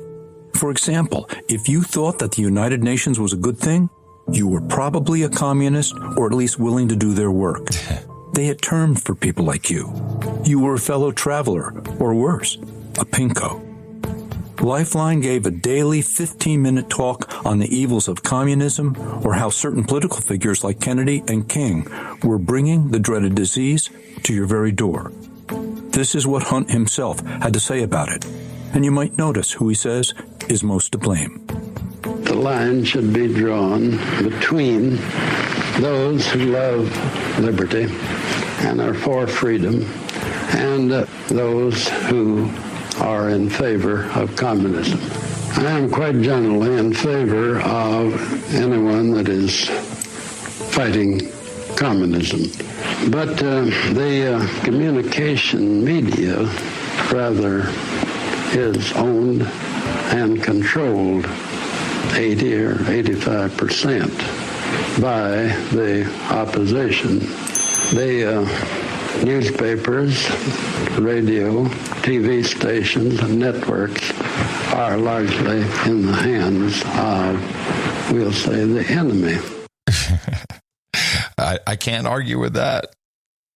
The enemy. What he means by is, when he says the enemy, he's talking about communists. The Jewish people. No, that's his enemy. Okay. Yeah. Well, I mean, that they conflate this whole thing, communism, and I challenge people to go back and listen to Dream Machine, because I didn't want to get into the whole MLK story, the alleged association with communism. But if you want to get that whole story, go back and listen to Dream Machine, and you'll get further context on his association with communist factions. But yeah, that's who, I mean, because in his paradigm, all the, like they said, liberalism, communism, socialism, and then lump in the Jewish people as well. Okay, just throw them all in there. Yeah, and Catholics. He ain't got no love for Catholics either. But let's go ahead and go to 23. But Hunt wasn't just plain folks when it came to his opposition to John F. Kennedy. As Kennedy and Lyndon Johnson moved toward their showdown at the 1960 convention in Los Angeles, Hunt thought to put his thumb on the scale. At that time, the largest Protestant church in America was the First Baptist Church of Dallas, with some 25,000 members, including Hunt and his wife Ruth. The leader of that church was W.A. Criswell, a man with strident political views, often referred to as the father of the religious right. As the Democrat convention approached, Criswell gave a rousing sermon where he said that Kennedy was unfit to be president because he was a Roman Catholic. Roman Catholicism is not a religion, he said. It's a political tyranny. If John F. Kennedy is elected, religious liberty will die in America.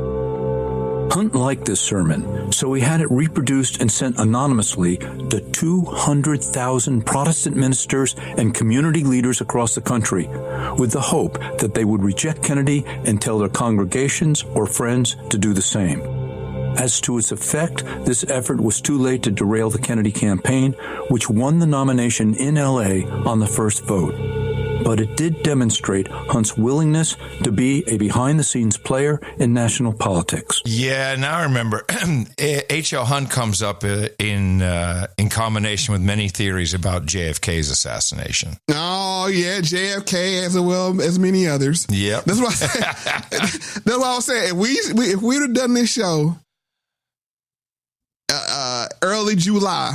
Yeah, we would have been right on target, wouldn't we? Well, I think it's actually better in context now. I'm glad we didn't. Yeah. I mean, but I'll say the only thing I did to the clip list really was just reorder it a little bit. Mm-hmm. But the context and the content is the same because, like I said, I've been working on this HL Hunt cowboy rabbit hole for years. One, because it's so hard to source information. I mean, like when you type in Rockefeller, I mean, you find all kind of information. Yeah. And not all this of it guy, is correct. Right. Not at all. And well, even with these are accounts of people close to the situation, not only in proximity, but as in time. Mm-hmm. If you see a lot of these clips, 1975, they're actually old clips. That way it's a little, I would say, fresher at the time than 50 years later now. So now we go back to Carl Oglesby and the Yankees and the Cowboy for a little context on the JFK situation.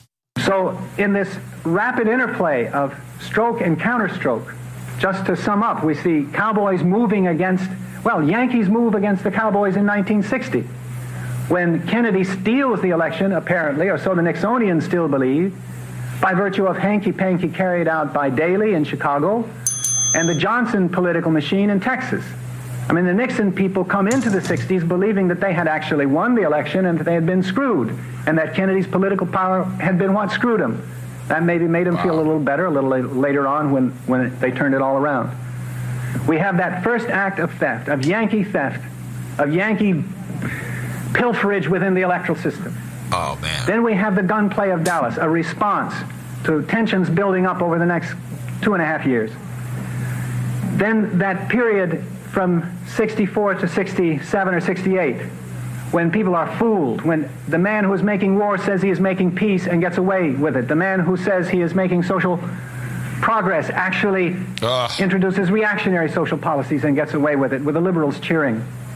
But beginning in 67 and 68 to develop a consciousness that what was happening was wrong and putting into play, as I would theorize, a power move that brought about the effect of getting Johnson out of the way and opening up the process for a new burst of Kennedyism, a new burst of Kennedy reformism. That then in turn got stopped by the cowboy counterplay, the gunplay of Memphis and Los Angeles. Wow. I've been looking at this upcoming convention in Chicago as a repeat of 68. It's even crazier. This is amazing. Yeah. That's a good clip. That's a good clip. It is scary because if you think about it, why was a shot taken at Trump right before he announced his VP? Well, before, and I don't have an answer to it. They wanted to replace both. They wanted to replace Biden and Trump. Right. No matter who wins, it's one of the, and I think it was probably Nikki Haley. Exactly. No matter who. You got Mexico. No, yeah. Now you got Mexico all over again. Yeah. What I mean by Mexico, the two females running. Yes. And you have two pro. If you had to look at it between the Cowboy and Yankees, this is what people don't get. And a lot more has been clear to me in the past week as I've really been diving deep. Is like, this is not like the Democrats or the deep state. This is much bigger. This is a lot of money on the table. Yeah, no kidding. It's a lot of money. You talking about shutting down Ukraine? Yeah. It's like we shut down Afghanistan. We gave you that, Yeah, well, we shut it down to create Ukraine. That was right. That was the next gambit. But Ukraine falls right into the Cowboy Yankee paradigm. Did you hear what Trump did though in his acceptance speech at RNC? What was that? Big beautiful ships. Oh yeah. Okay. Yeah. Because we need that for the South Pacific, for China, and Star Wars. We're bringing back the Iron Dome over America. He's basically saying, "Don't worry, plenty of money to go around." Hey, I think he got the message. Yes, he did. These people don't play. They don't play. When we start rattling off this list and who's allegedly involved and what's going, like these people have their ideology has not changed. It's always continuous improvement. We're always pushing forward because we can't. Let's go back to the. Okay, I'll wait on that. Let's go ahead and go to because this next clip is going to be important because you hear people say it's the FBI versus the CIA or the Secret Services. No. Much these organizations are divided along the same lines as ordinary politics. That's right. They're made up of people. Yep. 24A. Then we move a little bit closer, resolving on the CIA. And we start trying to get a sense of its internal structure. And I think that what we're beginning to find out, what we're beginning to see, is that the internal structure of the CIA, in some distorted fashion, with the proportions all wrong, reflects the basic divisions in the country. The divisions that I stereotype and generalize as Yankee and Cowboy. Yep. There is in particular a Cowboy side of the CIA, the operations half of it, which... The operations, that is, the operations side of the CIA is typically linked to right-wing ideologies, to the Howard Hunt and that whole Bay of Pigs clan is a part of that operations part of the CIA. These are the James Bond types, the ones who go through Hunt's 20-some spy thrillers. Empty-minded male chauvinist pigs, a lot of them, the heroes of that world. Then over against that, there's that other kind of empty-mindedness with a more subtle kind of chauvinism, tweedy, pipe-smoking, intellectual, learned, attuned to events of culture, understanding the world and controlling it through that understanding. The intelligence expert, the ones who look at all the inputs coming through all the avenues of intelligence gathering to the central place where it's all looked at and by people who know everything about what's happening. That's the intelligence side. Oh man, this is so true. My uncle Don Gregg, who was, by the way, very close to Papa Bush, like friends. So much so that he would, at family gatherings, he would retell jokes that were dirty jokes that Barbara Bush told. yeah, who knew, right? She told dirty jokes, yeah. But those days you had the Catholics in action, because it literally was Catholics, not my uncle, by the way. And then you had the jump out of airplane, save the world. So those were kind of the two factions, the intelligence side and the let's go and do it side. And you can see that has changed. I mean, just look at the recruitment videos. See, I mean, you're absolutely right. It's not one organization, and it was split then. Absolutely. To go back to the team analogy that I led the show off with, yeah, you got the players and you got the front office. Yeah, yeah. The front office makes the decisions, who to sign, who to pay, who not to pay, who to cut. Yeah. But the players got to go out in the field and actually play. Mm-hmm. And there's rifts between, guys hold out, guys, they have strikes. Yeah. But at the same time, they're on the same team. Yes. So now that you bring up George H.W. Bush, this goes back to Prescott Bush, since we brought the CIA and JFK. Prescott, who helped finance the Nazis. Yes, 24. We saw a moment ago that in 1942, Hoover forced Prescott Bush to give up his active political support for his favorite young politician, Adolf Hitler. However, 4 short years later, Prescott found another young man to sponsor in politics, Nixon, who was documented as employing Jack Ruby a year after this photo was taken. Nixon, who hired Hunt, who hired Connolly, was created and sponsored from the very beginning by Prescott Bush. Now, you look at this picture. Do these two look like equals, or does one look like the boss and the other look like the servant? Despite his near arrest as a Nazi a few years before, in this picture, Prescott was now a senator. That's juice. And with his help, Richard Nixon, the poor grocer's son, had become vice president. But not for long, remember. He was about to lose to Kennedy.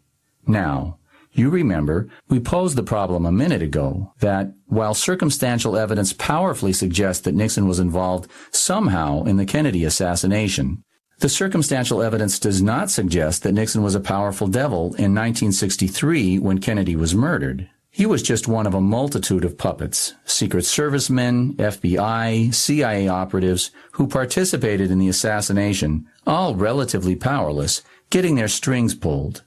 And we wondered, who was pulling Nixon's strings? So just to put this in timeline order so people may be a little not confused, but just it's a lot going on. You had the 60 convention, which going into it, Johnson was supposed to be the favorite. Right. Which Johnson was HL Hunt's boy. But when they got there, the Kennedys were picked at the convention. Yeah, they worked the Chicago system. Right. But HL Hunt made sure Johnson was put behind, LBJ, was put behind Kennedy. Yes. As vice president. Yeah, perfect. Right.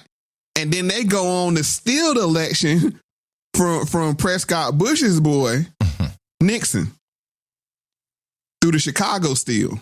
Yeah, so they had two sides no matter what. Right. Which that got the ball rolling on Kennedy, which Hunt didn't like Kennedy. And Prescott Bush was mad because they stole the election from Nixon. Yeah. JFK had enemies on both sides. Yeah. I just want to clear, and that's why I say it gets sticky because it's like, this is why you can't do the teams thing. Oh, this team, that team. No, it's kind of like gang politics. It's the owners. Yeah, and it's just like gang politics. You have Crips that beef with Crips, and they might go hire blood to kill somebody from that Crip set, so they don't call. Yeah, so it's the same mentality. They're all gangsters. Amazing. They're all gangsters. So from the way this is from, you want to watch the whole thing. This is from Dark Legacy, the documentary. Let's go ahead and get into 24C. It's taken me 40 years to develop this perspective, but at this point, I really view the Kennedy assassination as a continuation of World War II. Remember, the American Nazis didn't lose the war, they won. Then they tricked Truman into giving them complete control of the CIA. They were able to work around Eisenhower. But Nixon was their boy. He was supposed to have won the election in 1960, not Kennedy. He would have led a massive invasion of Cuba at the Bay of Pigs, and he would have had 100,000 troops in Vietnam by 1963. But Kennedy was ruining all of that. Well, hell, Since World War II, these Nazis had already killed Arbenz, the democratically elected president of Guatemala, Patrice Lumumba, the democratically elected president of Congo, and Mossadegh, the democratically elected president of Iran. Killing that stinking Irishman, Kennedy, would just be natural, wouldn't it? The chickens coming home to roost, right? What do you think? Makes sense? Well, I think it gives us some of the background necessary for a genuinely deep understanding of who killed John Kennedy. Wow. I have not seen this documentary. Oh, this is old YouTube. Like, this is old YouTube. Before they came in with the censorship. This is the kind of stuff you used to confound on YouTube, which thank God for BitChute. Right. BitChute is a necessary it's a necessary repository of it's an important resource, no doubt about it. You can find anything there that was on old YouTube. But anything you want to add? Anything? No, I mean, I'm good. I mean, I see the parallels. Are we current though? Yeah. What do you mean? Are we current? I mean, like you said, the parallel. Oh, just completely. We got the stolen election. Now we got Trump. Now Trump is, he's not going to invade Cuba. In fact, he's going to pull out of Cuba, i.e. Ukraine. All kinds of problems. All kinds of problems. Yeah. 24D. It will probably surprise you to learn that very early on, many key people knew that the CIA, through its Cuban and mafia operatives, had killed the president. It was not a very well-kept secret. Just one example is that Pulitzer Prize-winning reporter Haynes Johnson says that he was in the room when Robert Kennedy, on the afternoon of the murder, blamed the assassination on the CIA and their anti-Castro Cubans. And there's reason to think that Hoover also knew most of the details of the assassination even before it happened. In 1960, 3 years before the assassination, Hoover himself wrote a memo about Lee Harvey Oswald's involvement with the CIA. 3 years before the assassination, Oswald was on Hoover's personal radar as being CIA involved. Just amazing.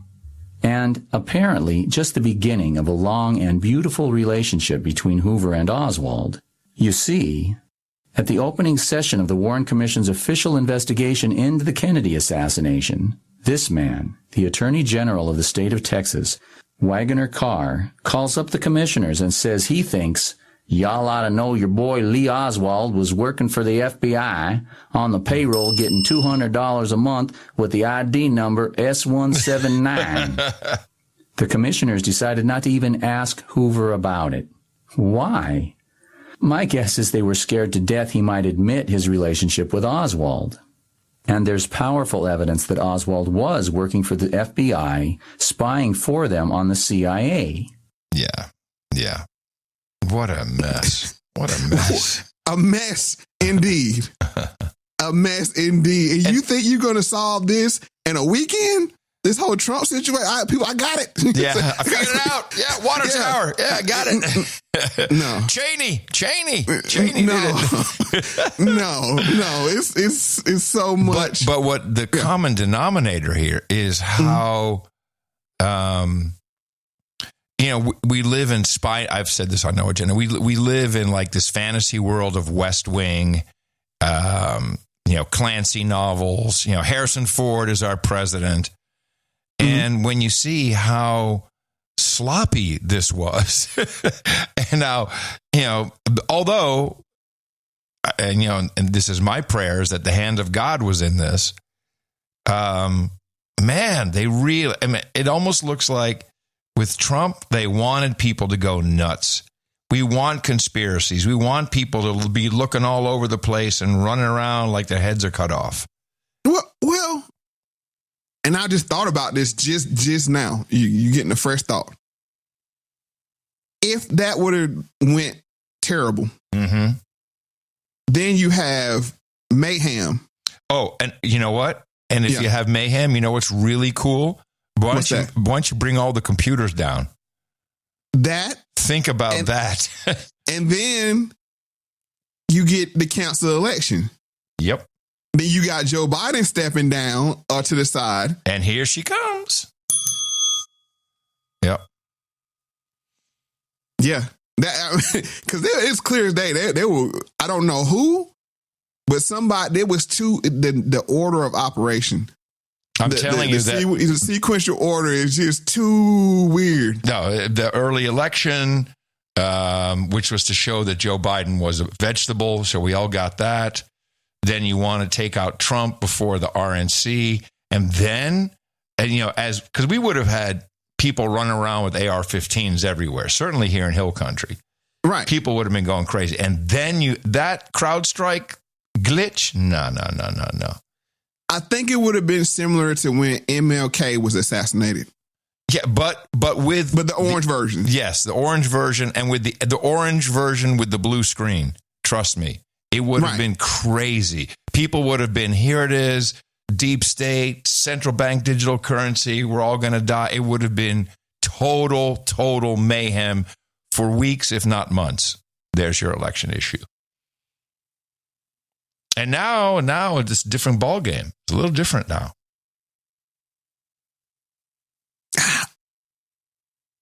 I still say they sent their message to Trump. Oh, no, message received. Message received. He can be, I know he has to keep the facade up, but when you duck something like that. Yeah. Just from what we're hearing, who do you trust? Did you, I don't know if you heard about this, the Nessun Dorma that he played as the very last song? No, I didn't hear that. Okay. It's the classical song. Mm-hmm. Did you watch the whole thing? No, I gotta be honest. I fell asleep like during it, because it was just okay. So the energy wasn't there. So understandably so. So the song Nessun Dorma. I'll just play the end, and you'll remember this song.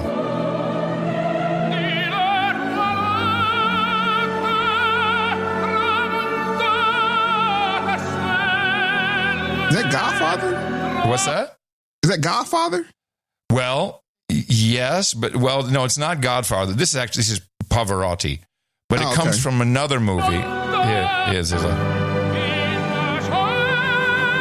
So you know the song, right? You've heard this song in your life. Yeah. Okay. So that song, there was a movie called Sum of All Fears. Mm-hmm. And in it, the whole plot of this movie is the Russians, they drop a nuke on a U.S. city. And anyway, so long story, but at the end, the president of America and the president of Russia are signing a peace treaty. But there's this subplot where they tried to take out the U.S. president. And so at the end of this movie, while this song is playing, they're signing, there's a whole pompous thing about signing this peace treaty. But then the president's hit squad, you see them going out, killing every single one of the people who was involved in that plot to kill the president. And they're blowing a guy up. They're slitting someone's throat. Another one, they're hounding through the snow woods and they shoot him in the head. I mean, and a lot of people, and I would include myself, think that was Trump's message back saying, I got you. Not to the true people who want this, but to the people who executed it. So there's a lot of hard to kill. There's a lot of things at play here. I would like to point one more thing that we discussed in this show is when Reagan got shot.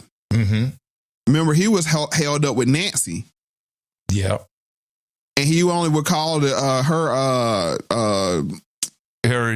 psychic. Her psychic, basically. Yeah. Because he was kind of losing his marbles there too. Right. I mean, you're shot. I mean, like when you're shot and you're not supposed to get shot, like it's people's jobs. Yeah. To make sure, you start to look over your shoulder. I mean, there's a movie called Paid in Full. Yeah. Once Ace Boogie got shot, he didn't want to do it no more. And I could easily see Trump like, he has to do it. But I can see like, man, this ain't worth it. I mean, because like you look, I did see his granddaughter's speech and stuff. Yeah. You start putting stuff in perspective, like, yeah.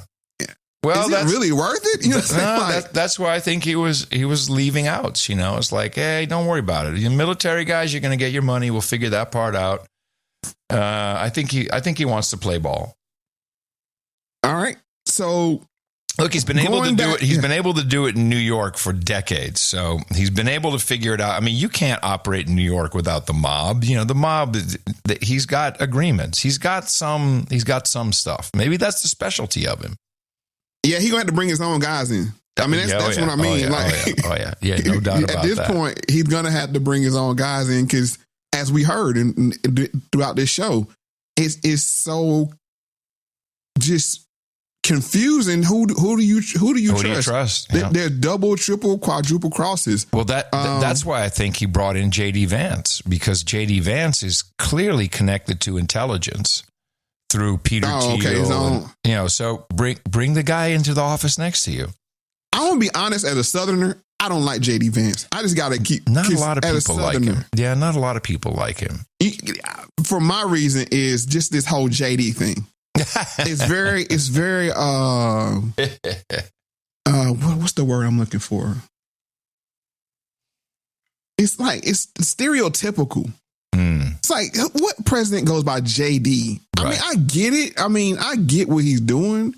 It's kind of like Barack going by Barack instead of Barry. I mean, if he's Barry Obama. Well, he actually changed his last name. He changed I think the D stood for David or something. I mean, he's changed a lot of stuff. So there's some manufacturing going on there. Right. So, I mean, that's all. I mean, that's just my personal gripe. But I mean, but let's get back to HL Hunt. Another.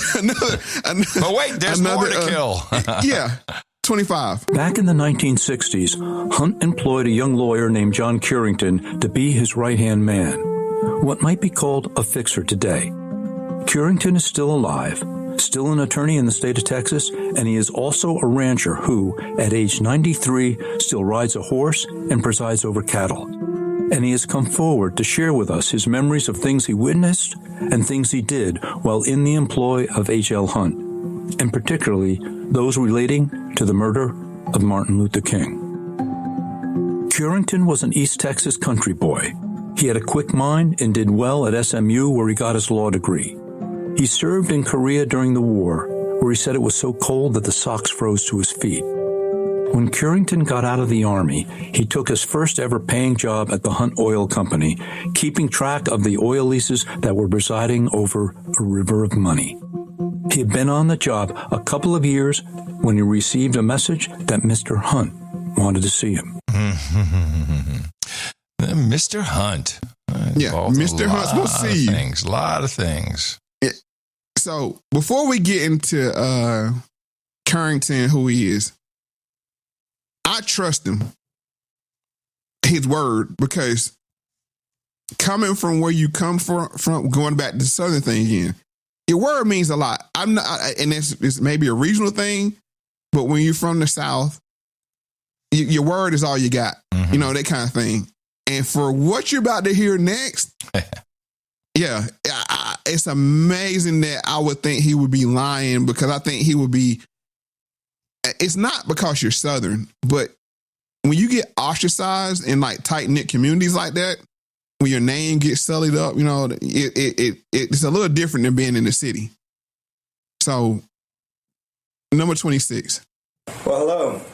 My name is Mitchell Whittington, and I'm really, really happy today to be sitting next to my friend John Curington. We're going to talk a little bit about H.L. Hunt and his possible connections to the death of John F. Kennedy, Martin Luther King, Robert Kennedy, and Jimmy Hoffa.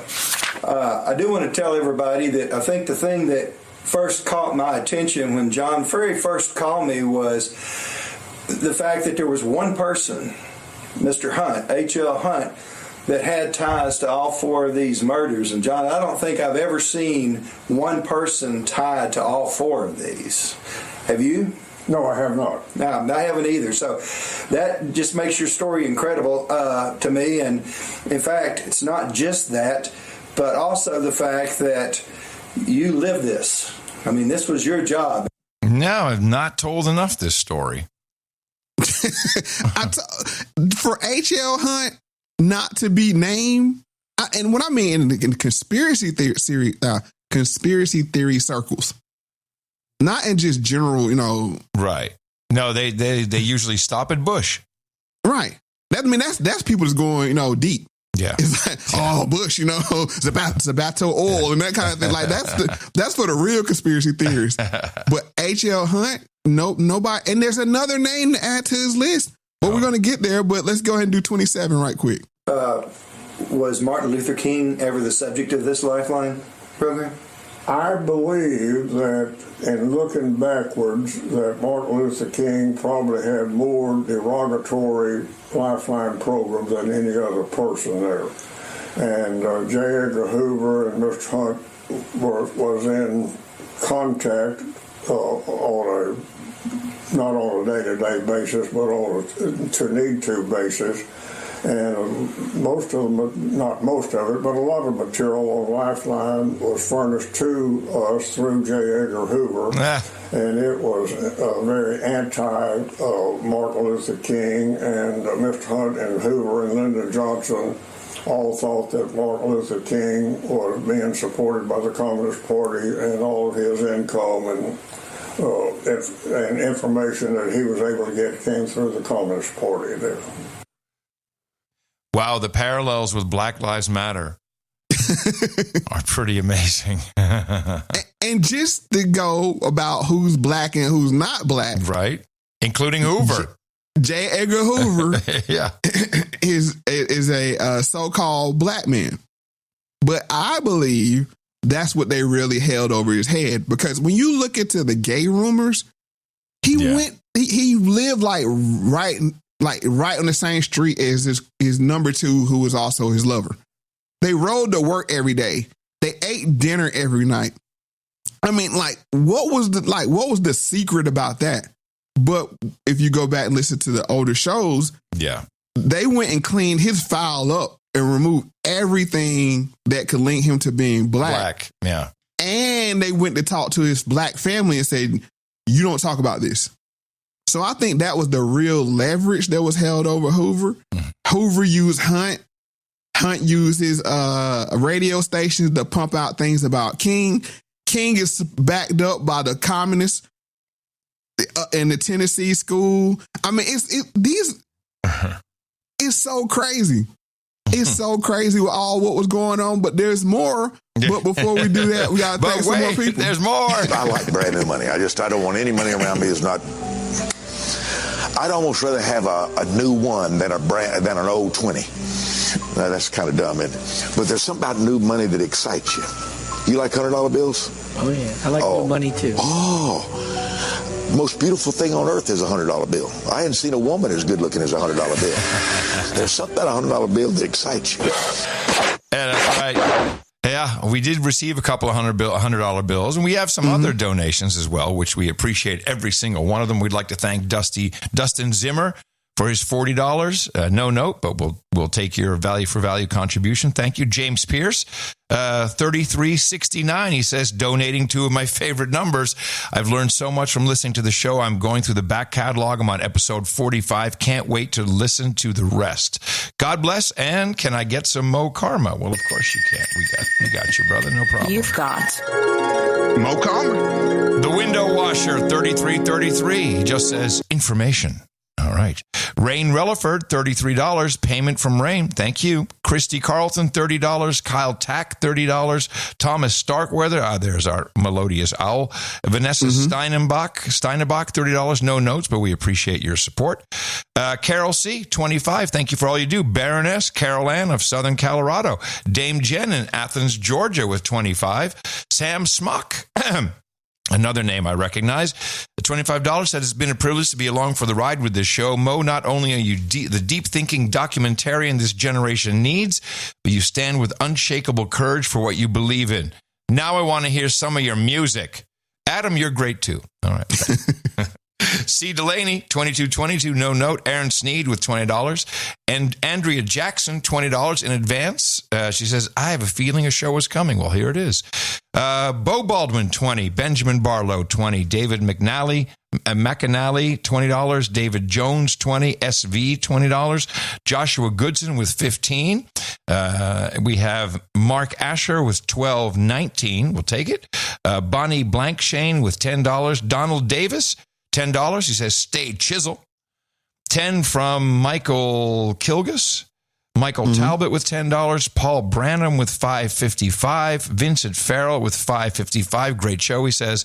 And finally, with $4.11, he's done it every single episode, the human subscription himself, Terry Keller. Thank you all so much. We got some boostergrams as well. And want to thank right off the bat the anonymous user of Podverse with 100,000 Satoshis. We'll give you a baller for that. Caller, 20-inch blades on the Impala. We appreciate it because that does move us up on the fountain charts. You can use a modern podcast app to do this. It's getting easier every single day. We're about to make a big upgrade where you can just use dollars or euros or whatever you want to use. It's going to be fantastic. Cash. Well, it still goes. Team Cash. It still goes. What?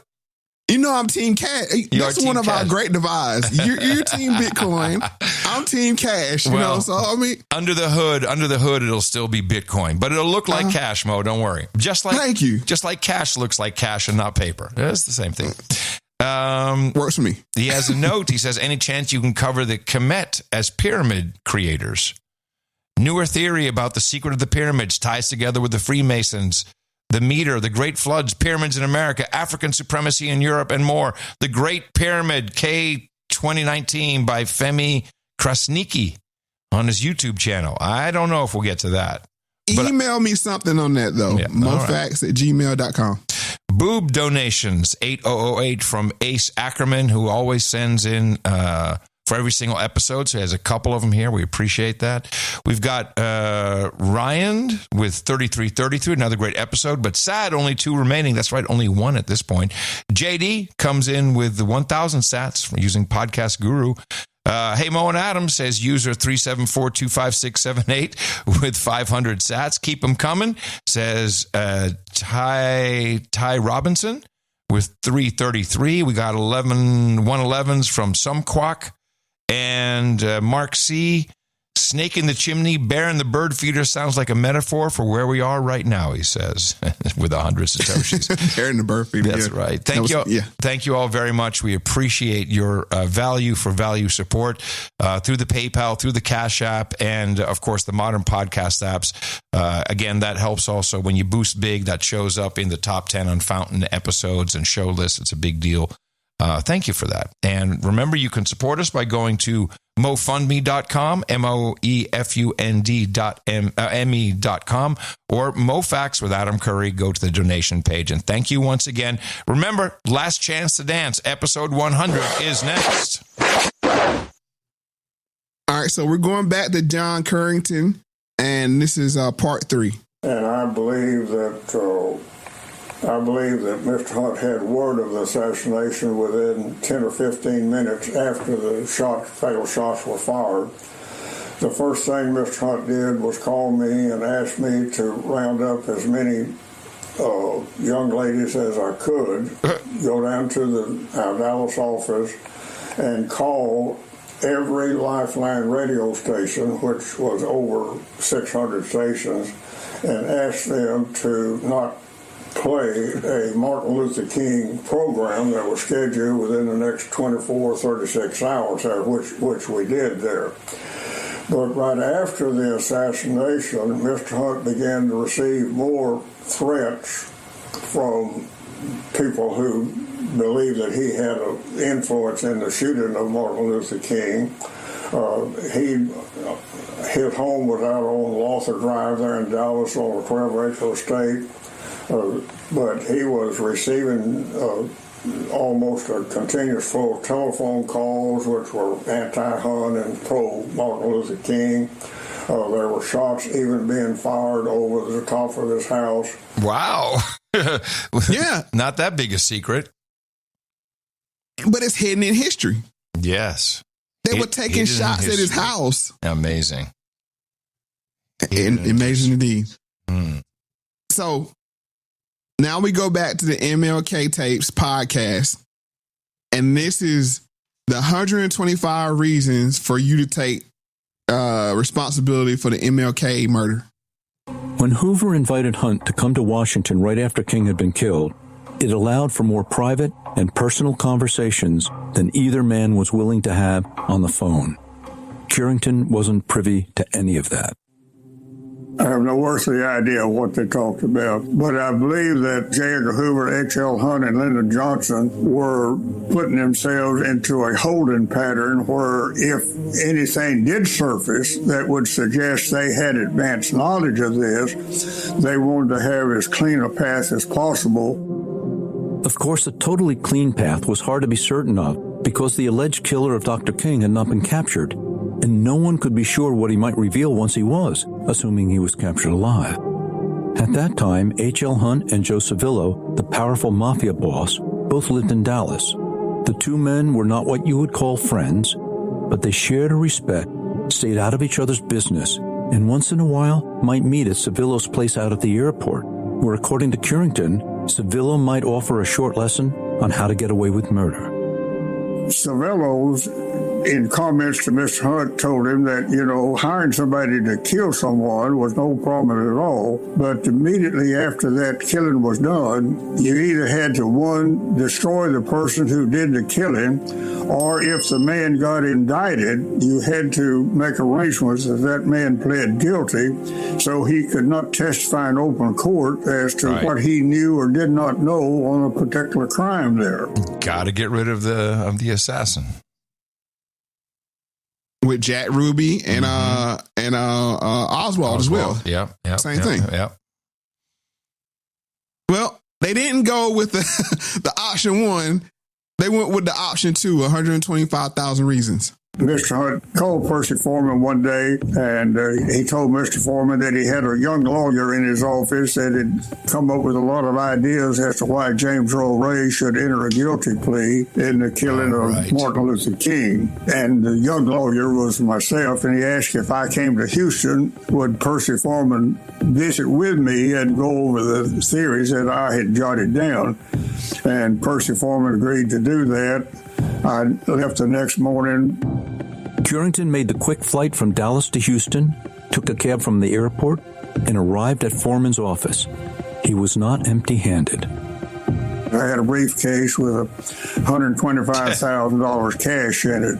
Mr. Foreman and I probably exchanged a few pledges for 2 or 3 minutes, and I just simply stated to him that I'd jotted down 125,000 reasons why James Earl Ray should plead guilty to killing Martin Luther King, and would like to leave those reasons with him. And Percy Foreman, without any comment, said, just leave your briefcase. That was the extent of our conversation. Wow. Cheap, by the way. Cheap by today's standards. And nobody really talks about this. I'd never heard it. Heard it. As promised, yes, there's more. Yes, of course. Said there was one more name on that list that was not mentioned before between Hoffa, JFK, RFK, and MLK. Here's Malcolm X and H.L. Hunt's connection to Elijah Muhammad. And I guess many of you have heard it said that his financial support comes from a rich man in Texas. I heard that while I was in the movement. I've heard it more since I left the movement. A rich man in Texas. You can look up, any of you can look up his name. But the FBI knows that too.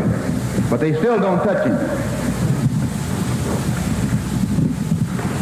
And never have I seen a man, and this rich man who lives in Texas, by the way, lives in Dallas. His headquarters in Dallas. His money is in Dallas. The same cities where President John F. Kennedy was assassinated. And never have I seen a man in my life more afraid, more frightened than Elijah Muhammad was when John F. Kennedy was assassinated. I've never in my life seen a man as frightened as he was. And when I made the statement that I did, why, he almost cracked up behind it, because there were all kinds of implications to it that at that time were way above and beyond my understanding. Okay, a couple things. One, yes, I think Hunt, didn't he support the Nation of Islam? Yes, he was their biggest benefactor. Uh-huh. Two, man, does that sound like Eddie Murphy or what? Seriously, the cadence, everything. You know how Eddie Murphy can have the kind of that particular accent? Yeah. Sounds a lot like him. Now, the what he's talking about, I got to fill in some blanks. When Malcolm X was asked about the JFK assassination, he said it's like chickens coming home to roost. Mm-hmm. That was his statement. Elijah Muhammad silenced him from speaking publicly after that. Oh, really? Because as Malcolm X said, if you say, oh, let's look into Malcolm X, then you look into Elijah Muhammad, then you look into HL Hunt, you see the connections. You might find somebody. And that was the rift. That's what started. That was the beginning and the end with Malcolm X and HL Hunt.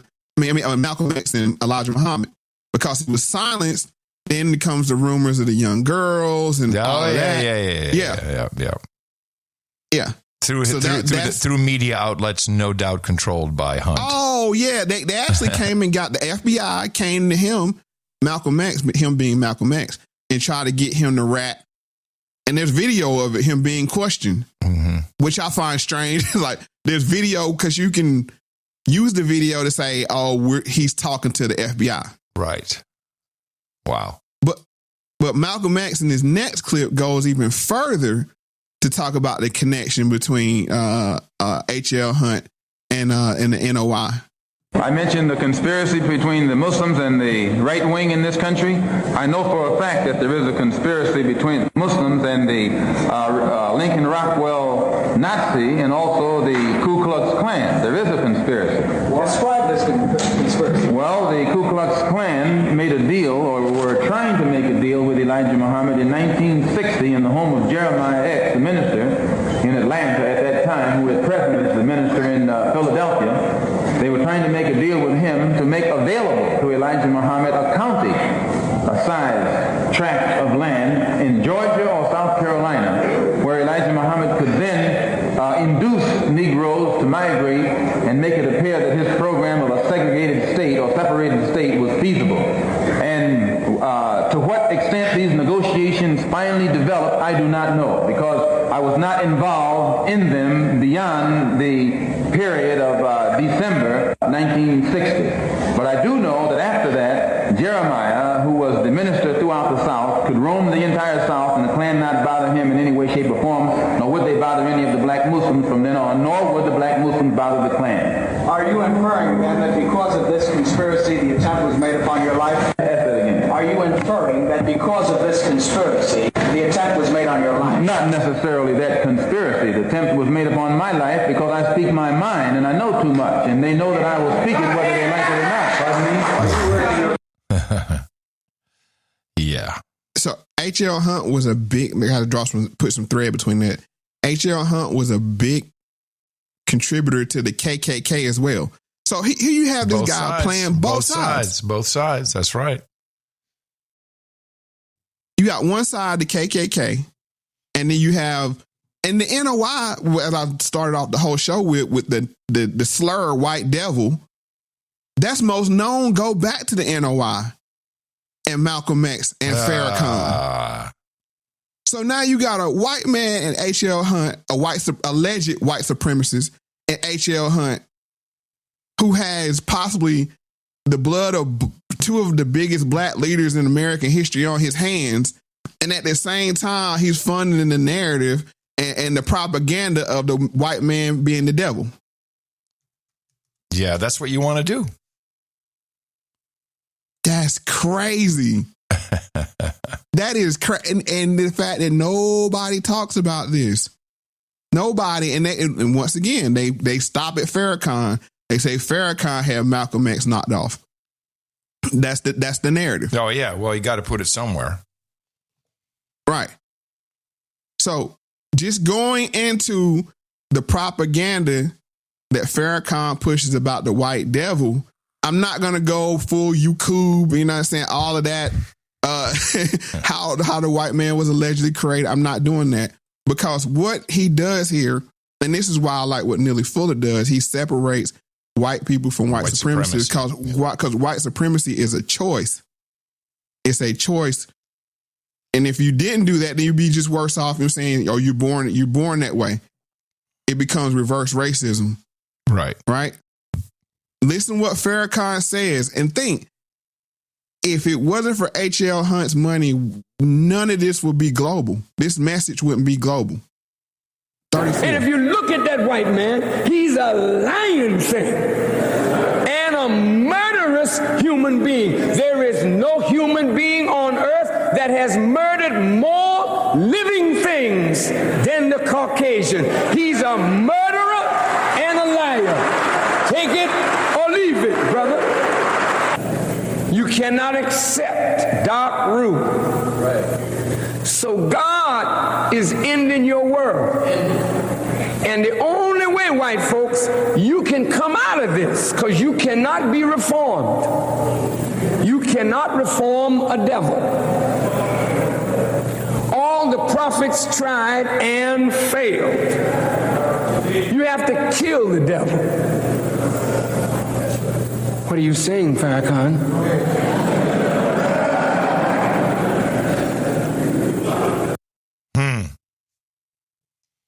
Brought to you by HL Hunt's money. Yes. Oh, one more thing before we go away from HL Hunt.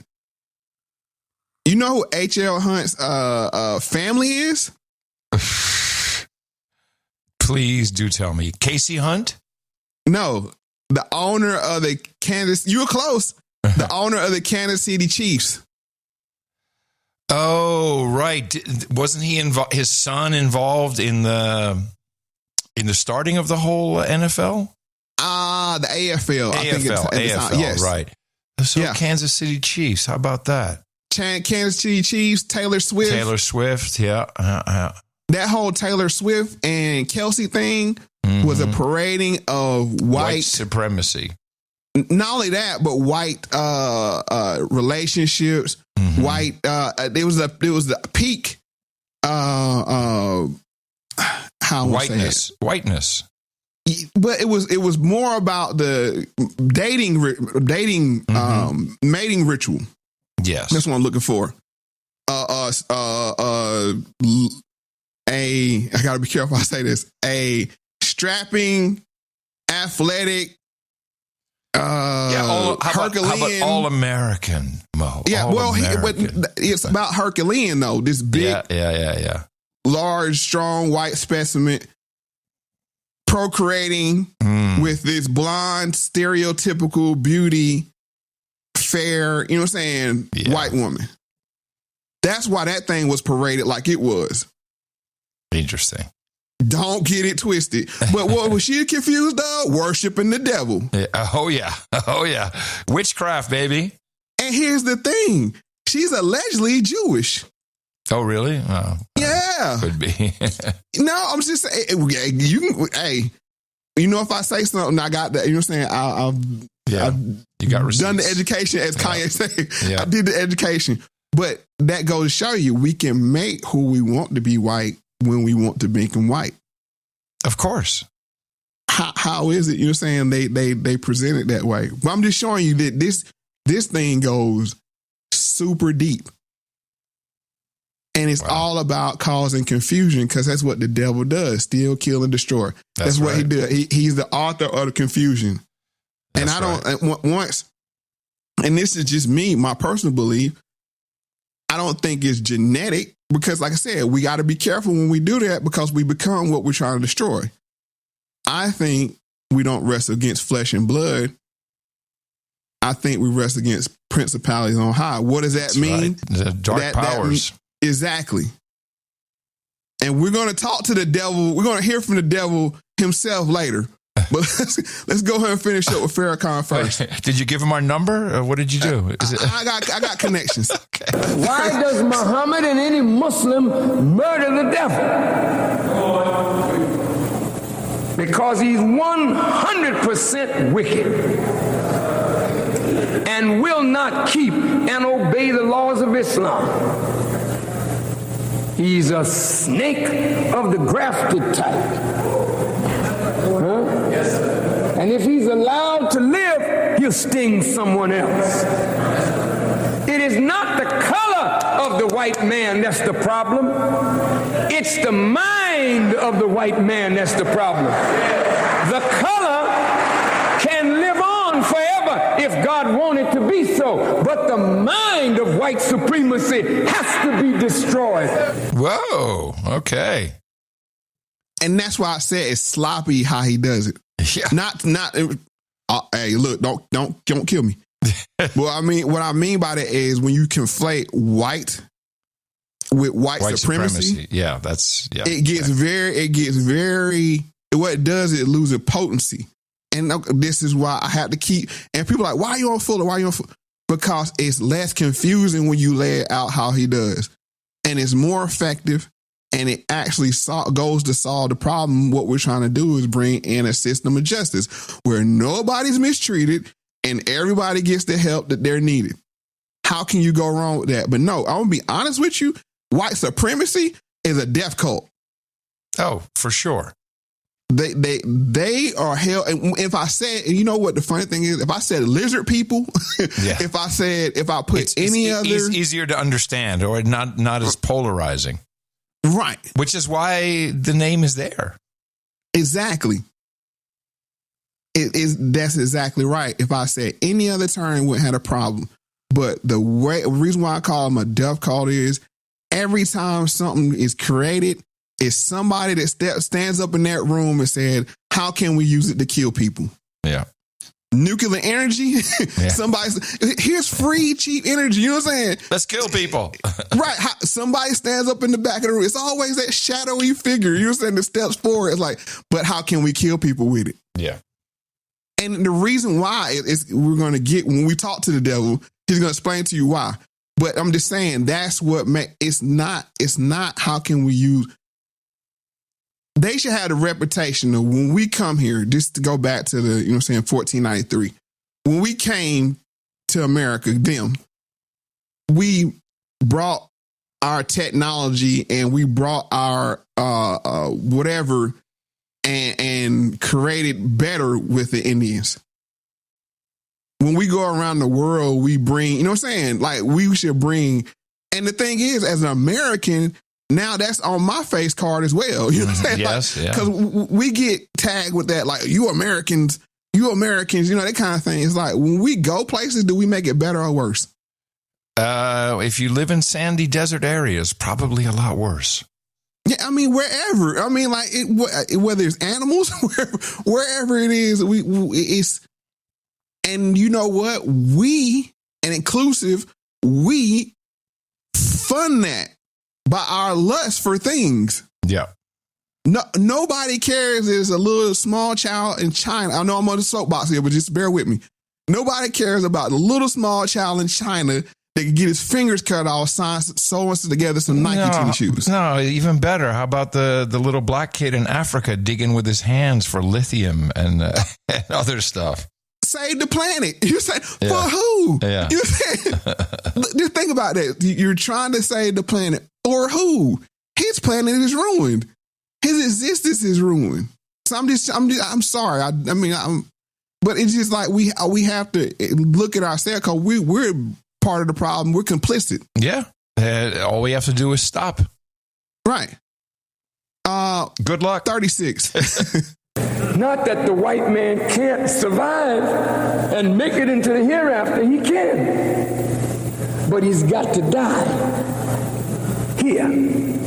Points to his head. Muhammad and any Muslim will murder the devil. Don't stop right there, Farrakhan. Don't you send these children out here with the thought of murder in their mind. Oh, yes, I am.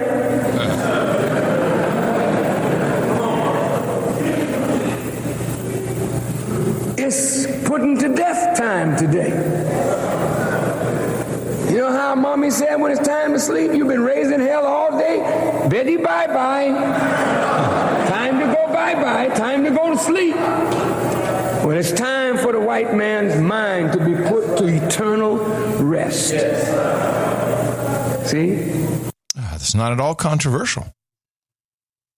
Now, exactly. Like, it could be where, but I know it's incendiary.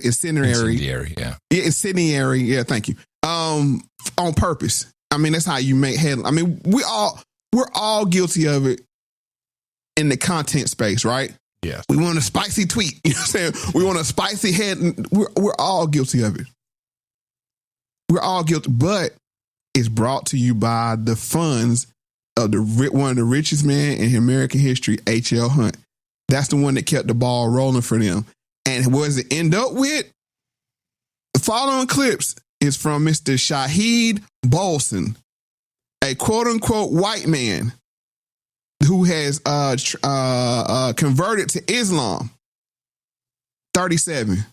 Anyone's freedom anywhere is a threat to your supremacy everywhere. You reserve the right to be brutal and vicious as a God-given entitlement. It's a truth that you hold to be self-evident. Every generation in the West always says that they're different. They always say that they've changed, that they're not like their forefathers. Maybe you're a Westerner now, and you're horrified by the things that your society did in the past. But you're doing the same things now and it doesn't horrify you. You know, you can see all those old pictures of people having picnics with their families in the American South, having sandwiches under the swinging bodies of black people who they just lynched. This generation, you see those pictures and you're bewildered at how human beings could be so brutal. But right now, tonight, you're sitting in front of the television watching CNN and eating pizza, watching a genocide take place in Gaza. But you're no better than the generations before you. That's right. Now, Mr. Shahid Bolson, as I said, he's a so-called white man, but he mimics, and I'm surprised you didn't catch it. He mimics the gestures and even speaking pattern of Malcolm X. Oh, okay. Yeah, I should have caught that. Your so-called civilization is toxic. You're gaslit, you're lied to, you're misled, you're miseducated, indoctrinated, and intellectually subjugated with shameless and relentless ferocity, morning, noon, and night. Sickness is health. Health is sickness. Conformity is freedom. Oligarchy is democracy. Despotism is justice. On and on. Your moral compass is a pinwheel where true north is Netflix and chill. Or whatever. Whatever will help numb your conscience from the contradictions and the hypocrisy and the degeneracy and the emptiness of your life.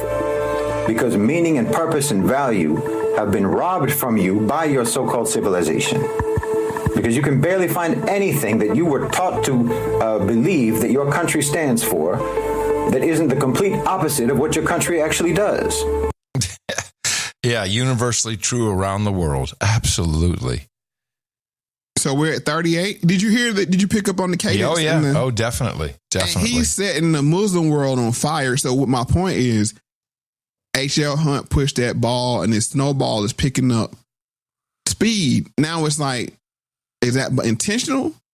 Are they trying to get the Muslim world turned up so they can have war again? I mean, I can't figure this guy out, and I'm not going to besmirch his name. I would say there's evidence for that. We have a reemergence of ISIS, Islamist State. We have, the branding is coming back.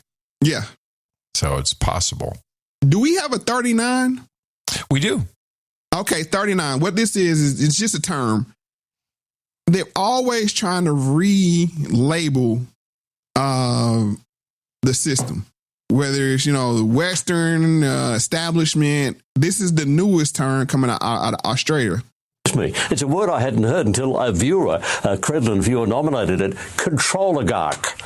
Controligarchs are celebrities or corporations that try to tell everyone else what to do. The word was only coined in 2023, but when one of your viewers put it onto the list to be voted for, the votes came flooding in, so it came second. Australians don't like being told what to do. Other words on the short list were things like voice, misinformation, diversity, colonisation, and midwit. A midwit is someone who is one step above a nitwit. And sadly, some viewers, I have to say, said they thought that covered a lot of politicians. They're a bit unkind, but there you are. Yeah, no, I don't think they are. I've met a few midwits in my time. Oh, that's interesting. I would say that I'll add another term to that, which is controlled opportunists. And this is literally your Candace Owens, your Tucker Carlson, Ben Shapiro. They don't even know it, but they're propagating this stuff.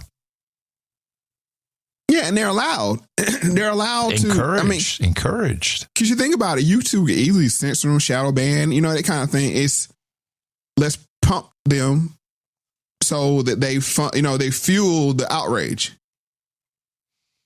And they take away, and honestly, they take away from what the real problem is. It's a distraction. So who is the HL Hunt of our day? Who carries the legacy forward? I think it's Elon, to be honest with you. Not the wet work, not that side of it, but the cowboy, the counterbalance to the yeah, he does play. Oh man, you got a good point there. Yeah, to the counterbalance to the Yankee. Yeah, but like they said, HL Hunt, they have a lot of money, but they don't have the structure. The Yankee structure is so ingrained, into the whole system. It's hard to beat them. Elon has the equivalent of 600 radio stations. Yeah, Twitter. That's his great point. That's his network. What was it called? Mainline? What was Lifeline? Lifeline, yeah. That's his lifeline right there. And I'm telling you, if anything wins Kamala Harris the election, it's gonna be X, but not in the way you think. No, I believe you. I think you're right. It's gonna radicalize. And I see it now. Massey, I think the lady named, the one that got, excuse me for not remembering earlier, the one that got shot in Chicago by the police officer. Mm-hmm. There's no way you can counter that argument, but yet and still, are they bots? Maybe. Good part of them probably are. But what that does is that radicalizes. And then, like I said before, look at the Caitlin Clark and Angel Reese thing. I don't know if you're aware of those. Yes, of course. Yeah. Yes, Mo, even that reached me. Yes. Right. That's my point. Sports ball. Women's sports ball. Yeah. Not say that about women, but the WNBA was on life support. Yeah. But you inject race into it. Boom. You're good to go. It's selling out. Oh, and then man. they knew that because that's how the NBA got its start. It's modern start with Larry Bird and Magic Johnson. But yes. I think Elon is the new HL Hunt. And I think his nemesis is Bill Gates. And I think there's going to be an open AI. That's this whole open AI thing. I think Bill, and just so we can catch up on a little thing before we move forward, in the controller guard land, I think Bill Gates is trying to take over Apple. And the way he's doing it, because he had a big beef with Steve Jobs. Yeah.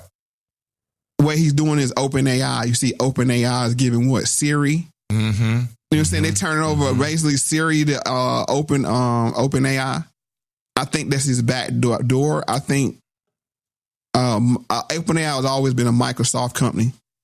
Yes. So, yeah, I think those are our two. Those are Rockefeller and HL Hunt of modern day. Those two right there. Wow. Yeah. Just my quick analysis. Well, that's very possible. They both kind of want the same thing, though, but they're just competing. It's method. Yeah. That's the only thing they differ in is method, but with that said, as promised, we're going to hear from the devil himself, Sir Lucifer. This is from the book Napoleon Hill, Interview with the Devil.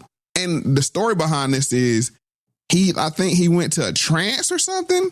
He was at a low point in his life, Napoleon Hill, and for full transparency, he was a Rockefeller. He favored Rockefeller. I got to put that out there just for, full transparency. Because, and when you listen to this, there is some Rockefeller propaganda in this. But I think it's the closest thing you probably can hear logically from the devil. Here's 40. You should know I control 98% of the people of your world. Do you not think that entitles me to rate as royalty? Start by telling me where you live. Then describe your physical appearance. My physical appearance? Why, my dear Mr. Earthbound, I have no physical body. I would be handicapped by such an encumbrance as those in which you earthbound creatures live. I consist of negative energy, and I live in the minds of people who fear me. So you have the universe divided up with God. Is that your claim? Not my claim, but the actual fact. Before this interview is finished, you will understand why my claim is true. You will also understand why it has to be true, or there could be no world such as yours, no earthbound creatures such as you. I am no beast with a forked tongue and a spiked tail. But you do control the minds of 98 out of every 100 people. You said so yourself. Who causes all the misery in this 98% devil-controlled world if you do not? I have not said that I do not cause all the misery of the world. On the other hand, I boast of it. It is my business to represent the negative side of everything, including the thoughts of you earthbound people. How else could I control people? My opposition controls positive thought. I control negative thought. How do you gain control of the minds of people? Oh, that is easy. I merely move in and occupy the unused space of the human brain. I sow the seeds of negative thought in the minds of people so I can occupy and control the space. So this was a book, right? This is an audio book? Yes, it's the audio book. Yes. Yeah, this is... Oh man, this is exactly all the stuff I've learned in the past in the past 2 years coming to Christ. Is like, yep, that sounds pretty much spot on to me. It checked out. It checked out for me as well. And as always, we don't leave people on a negative. There's going to be some help in here at the end, but we have to hear the devil's spiel for how he actually works. You must have many tricks and devices by which you gain and hold control of the human mind. To be sure, I employ tricks and devices to control human thought. My devices are clever ones, too. Go ahead and describe your clever tricks, Your Majesty. One of my cleverest devices for mind control is fear. I plant the seed of fear in the minds of people, and as these seeds germinate and grow, through use, I control the space they occupy. The 6 most effective fears are the fear of poverty, criticism, ill health, loss of love, old age, and death. Which of these 6 fears serves you most often, Your Majesty? The first and the last, poverty and death. At one time or another during life, I tighten my grip on all people through one or both of these. I plant these fears in the minds of people so deftly that they believe them to be their own creation. I accomplish this end by making people believe I am standing just beyond the entrance gate of the next life, waiting to claim them after death for eternal punishment. Of course, I cannot punish anyone, except in that person's own mind, through some form of fear. But fear of the thing which does not exist is just as useful to me as fear of that which does exist. All forms of fear extend the space I occupy in the human mind. Oh, man, we should have played the trigger warning before this, too. This is good. Why is that? No, because a lot of people, this will trigger people. And I think this is the root of all evil. Of the system white supremacy. It's the fear. Because we talked about that, the fear of racial annihilation, which I can relate to. And what did he say number 2 and number 3 was? Cancellation, basically. Right. And not even just being non-existent, because I said, as Black Americans, we can understand that. That's why you're getting such a pushback with who identifies as what. Because it's like, hey, we exist, we are our own existence. So in that sense, we can relate to white supremacists in the fact that this is their mindset of the white supremacy. If we don't keep everything in check, and under our control, will be wiped out eventually due to race mixing. Right. That's their fear. So they have to use, tactics. Mm-hmm. Right. They're fueling off this fear. That's why I said that they are humans, but the devil is playing off their fears. So it's like, let's listen how we operate.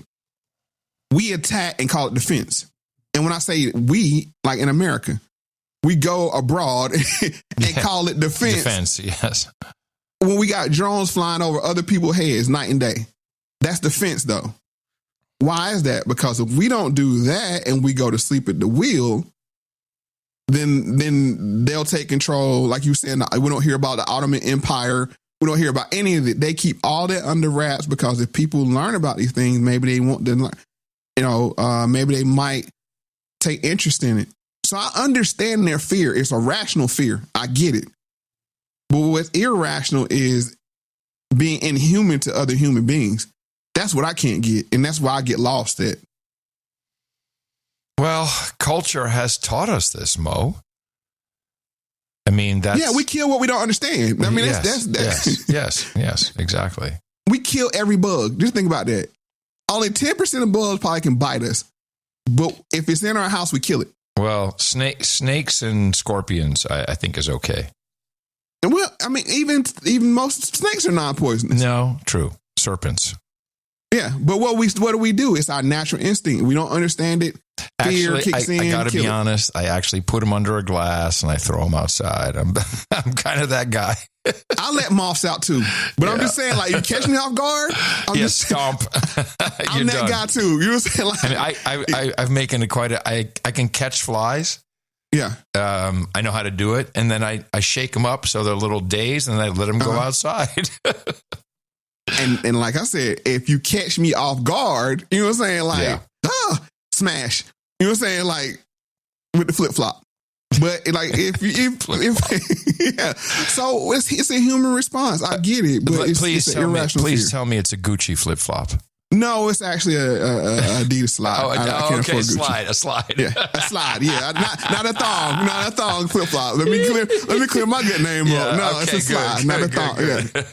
Thank you for doing that, because I was gonna get mad. No worries. All right, number 3. My greatest weapon over human beings consists of 2 secret principles by which I gain control of their minds. I will speak first of the principle of habit, through which I silently enter the minds of people. By operating through this principle, I establish, I wish I could avoid using this word, the habit of drifting. When a person begins to drift on any subject, he is headed straight toward the gates of what you earthbound call hell. Describe all the ways in which you induce people to drift. Define the word and tell us exactly what you mean by it. I can best define the word drift by saying that people who think for themselves never drift, while those who do little or no thinking for themselves are drifters. A drifter is one who permits himself to be influenced and controlled by circumstances outside of his own mind. He would rather let me occupy his mind and do his thinking than go to the trouble of thinking for himself. A drifter is one who accepts whatever life throws in his way without making a protest or putting up a fight.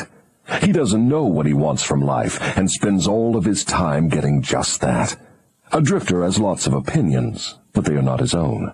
Most of them are supplied by me. A drifter is one who is too lazy mentally to use his own brain. That is the reason I can take control of people's thinking and plant my own ideas in their minds. Oh, Lord. We have so many of them. So many drifters. And that's why propaganda is so powerful. Yes. Because it captures them. They have that space that he spoke about before, that they don't think. It's idle mind. He gets right in, puts some fear, misunderstanding. And this is why I am a huge supporter of the 7 habits. Because 9 times out of 10, you can't fear something you understand. What episode was that? We did the 7 habits. It's been weaved in and out, and we're going to revisit it before we wrap up. Trust me. Okay. So stay tuned, folks. Stay tuned. But one of them is seek first to understand, then to be understood. This is what this show is built around. Yeah. I'm seeking to understand you. Mm-hmm. You're seeking to understand me. We get an understanding. It can't be malice. It's just like, okay, I understand why you got that way. Okay, we can agree to disagree. If we disagree, you know, at least it's an understanding there. But yeah, propaganda, man, that I see all day, every day, and I see people that I respect just tossed to and fro. Well, not just propaganda, but advertising, algos, all of this, the devil's playground. Yes. Which, if you know what you want to do and do it and do nothing but, once again, what Neely Fuller says, only do constructive things. You know what I'm saying? Like, right. You don't have time. You don't have time to be propagandized. But that's just my perspective on things. I think we're at 43. Yes, we are. Here we go. My second best trick is not second at all. It is first. It is first because without it, I never could gain control of the minds of the youths. Parents, school teachers, religious instructors, and many other adults unknowingly serve my purpose by helping me to destroy in children the habit of thinking for themselves. They go about their work in various ways, never suspecting what they are doing to the minds of children or the real cause of the children's mistakes. I can hardly believe you, Your Majesty. I've always believed that children's best friends were those closest to them, their parents, their school teachers, and their religious instructors. Where would children go for dependable guidance if not to those who have charge of them? That is where my cleverness comes in. There is the exact explanation of how I control 98% of the people of the world. I take possession of people during their youth, before they come into possession of their own minds, by using those who are in charge of them. Children grow up, but they do not always learn to think for themselves. Once I capture the mind of a child through fear, I weaken that child's ability to reason and to think for himself, and that weakness goes with the child all through life. I have no foolish limitations of right and wrong. Might is right with me. I use every known human weakness to gain and keep control of the human mind. Oh, man. Now I got to read this book. This is crazy good.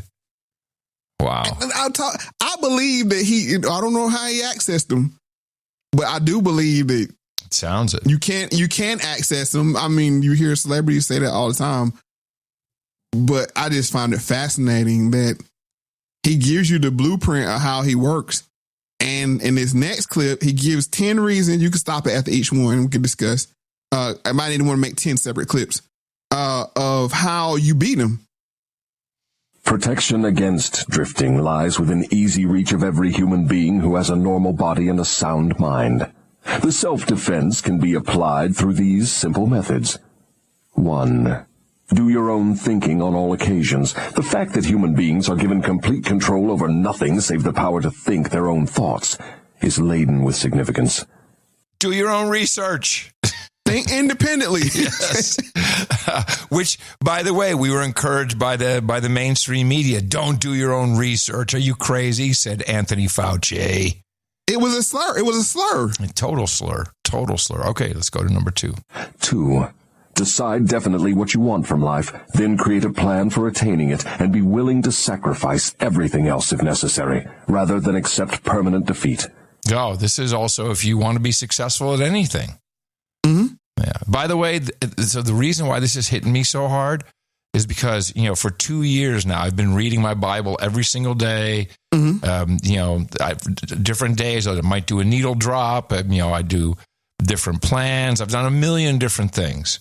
And in all different kinds of versions. This is amazing because the Bible is filled with defense mechanisms and warnings about these very things. But to go back to the beginning of the show, if your branding is what we talked about, yeah, and that's how it's presented by the opposition. Like, that's the book you believe in. Look what was used to support.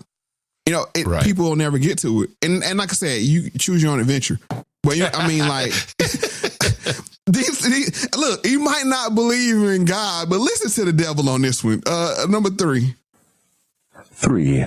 Analyze temporary defeat, no matter of what nature or cause, and extract from it the seed of an equivalent advantage. Interesting. My pastor Jimmy, he always says, the enemy always goes too far. He always overshoots the target. And this is a perfect example. He's telling us exactly how to go against him. Perfect example. And I'm gonna take it for true that Napoleon Hill actually had some conduit to him. It seems logical. It's very logical. 4. Be willing to render useful service equivalent to the value of all material things you demand of life. and render the service first. Oh. Value for value. Value for value, baby. Right there. Take that, devil. Get thee behind me, Satan. 5. Recognize that your brain is a receiving set that can be attuned to receive communications from the universal storehouse of infinite intelligence to help you transmute your desires into their physical equivalent. Oh, yes. Yeah, well, no argument there. I mean, everything's wavelength, everything's frequencies. We are transmitters and receivers both. Hands down, no doubt. 6. Recognize that your greatest asset is time, the only thing except the power of thought which you own outright, and the one thing which can be shaped into whatever material things you want. Budget your time so none of it is wasted. 6 hours a day on the screen, people. Well, you can, I wouldn't even say don't do 6 hours on the screen.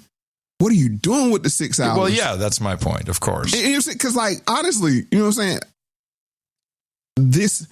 The value I bring is my time. I mean, of course, to this is making sure it's constructive.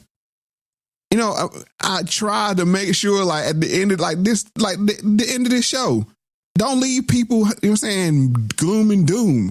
How do you do that? You know what I'm saying? So you can spend however you want to spend your time, but make sure it's constructive and do what I'm saying, and do an analysis and what is it? A review? An audit. Yeah, audit. Yeah. There you go. Yeah. Audit how you spend your time. Audit. 7.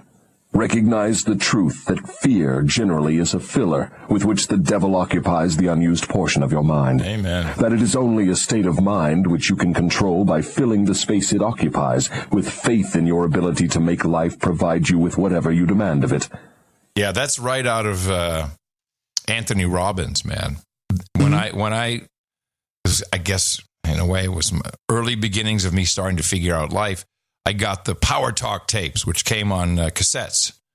And he had this, the thing that I took away from it was how you feel right now, you can change in an instant. And he'd snap his finger, of course. In an instant, you can change how you feel, happy, sad, fearful, etc. That's always within your power. It's amazing. When you really get into it, it's great. I can be happy. What do these young kids always complain about? Anxiety. Yeah. That's anxiety leads to what? Anxious. It leads to pills. You know what I'm saying? It creates a loop. You know what I'm saying? Pills creates probably insecurities. Yep. And then the insecurities, you need more pills. Yeah. And then you need pills for the side effects of the pills. Right. Yes, you do. 8. When you pray, do not beg. Demand what you want and insist upon getting exactly that with no substitutes. No, that's an interesting way of putting it. Oh, I did, as you saying about you when you were younger, I learned this when I was young. Like, I don't go to God mealy mouth. I'm like, I want this, I want this, I want this. Not but in a believable way. Like, you know, and once again, we don't want to have a captured audience about our faith. Whatever you put into the universe, like, believe is going to come back to you. Believe. Honestly. Believe. That's, yes. I was just reading that this morning. If you pray and you pray to God, and if you don't believe in what you're asking for, then it's like the sea being tossed around by the wind. You know, you will get nothing. And for the believers out there, just so we can take care of them as well, one thing I found out is ask once. Ask once believing, but then start thinking. Because when you think for what you ask for, you believe that it's already on its way. When you ask repetitively, you know what I'm saying? It's then you probably don't believe it. Like, Dad, you going to take me to the mall? Dad, you going to take me to the mall? Dad, you going to take me to the mall? No, you're not going to the mall. All right. Yeah, excellent. 9. Recognize that life is a cruel taskmaster, and that either you master it or it masters you. There is no halfway or compromising point. Never accept from life anything you do not want. If that which you do not want is temporarily forced upon you, you can refuse in your own mind to accept it, and it will make way for the thing you do want. Wow, man. The devil is laying it out. Can I make one point here? Yeah. Just one quick point.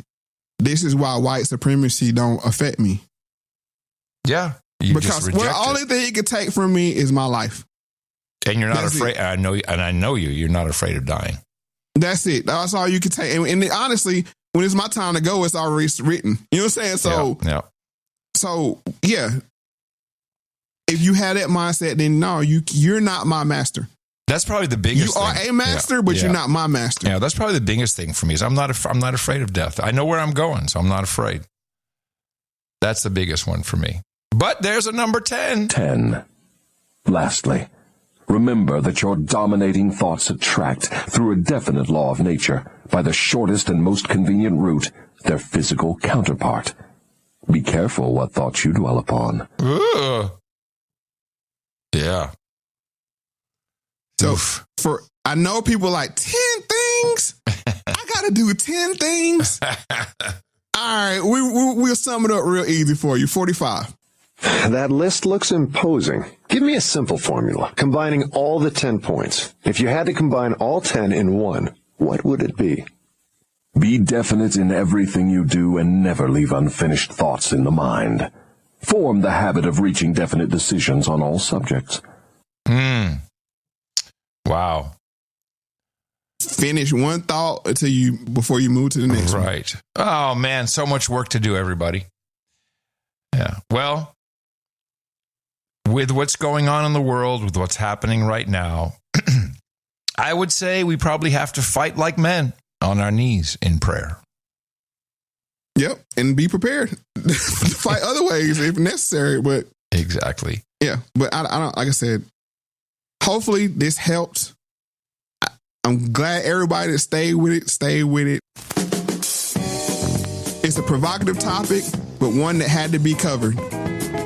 And I appreciate it, Mo, and I can't wait for episode 100 as we close this out. This is going to be dynamite, brother. And as I always say, pay attention to everything, and the truth will reveal itself.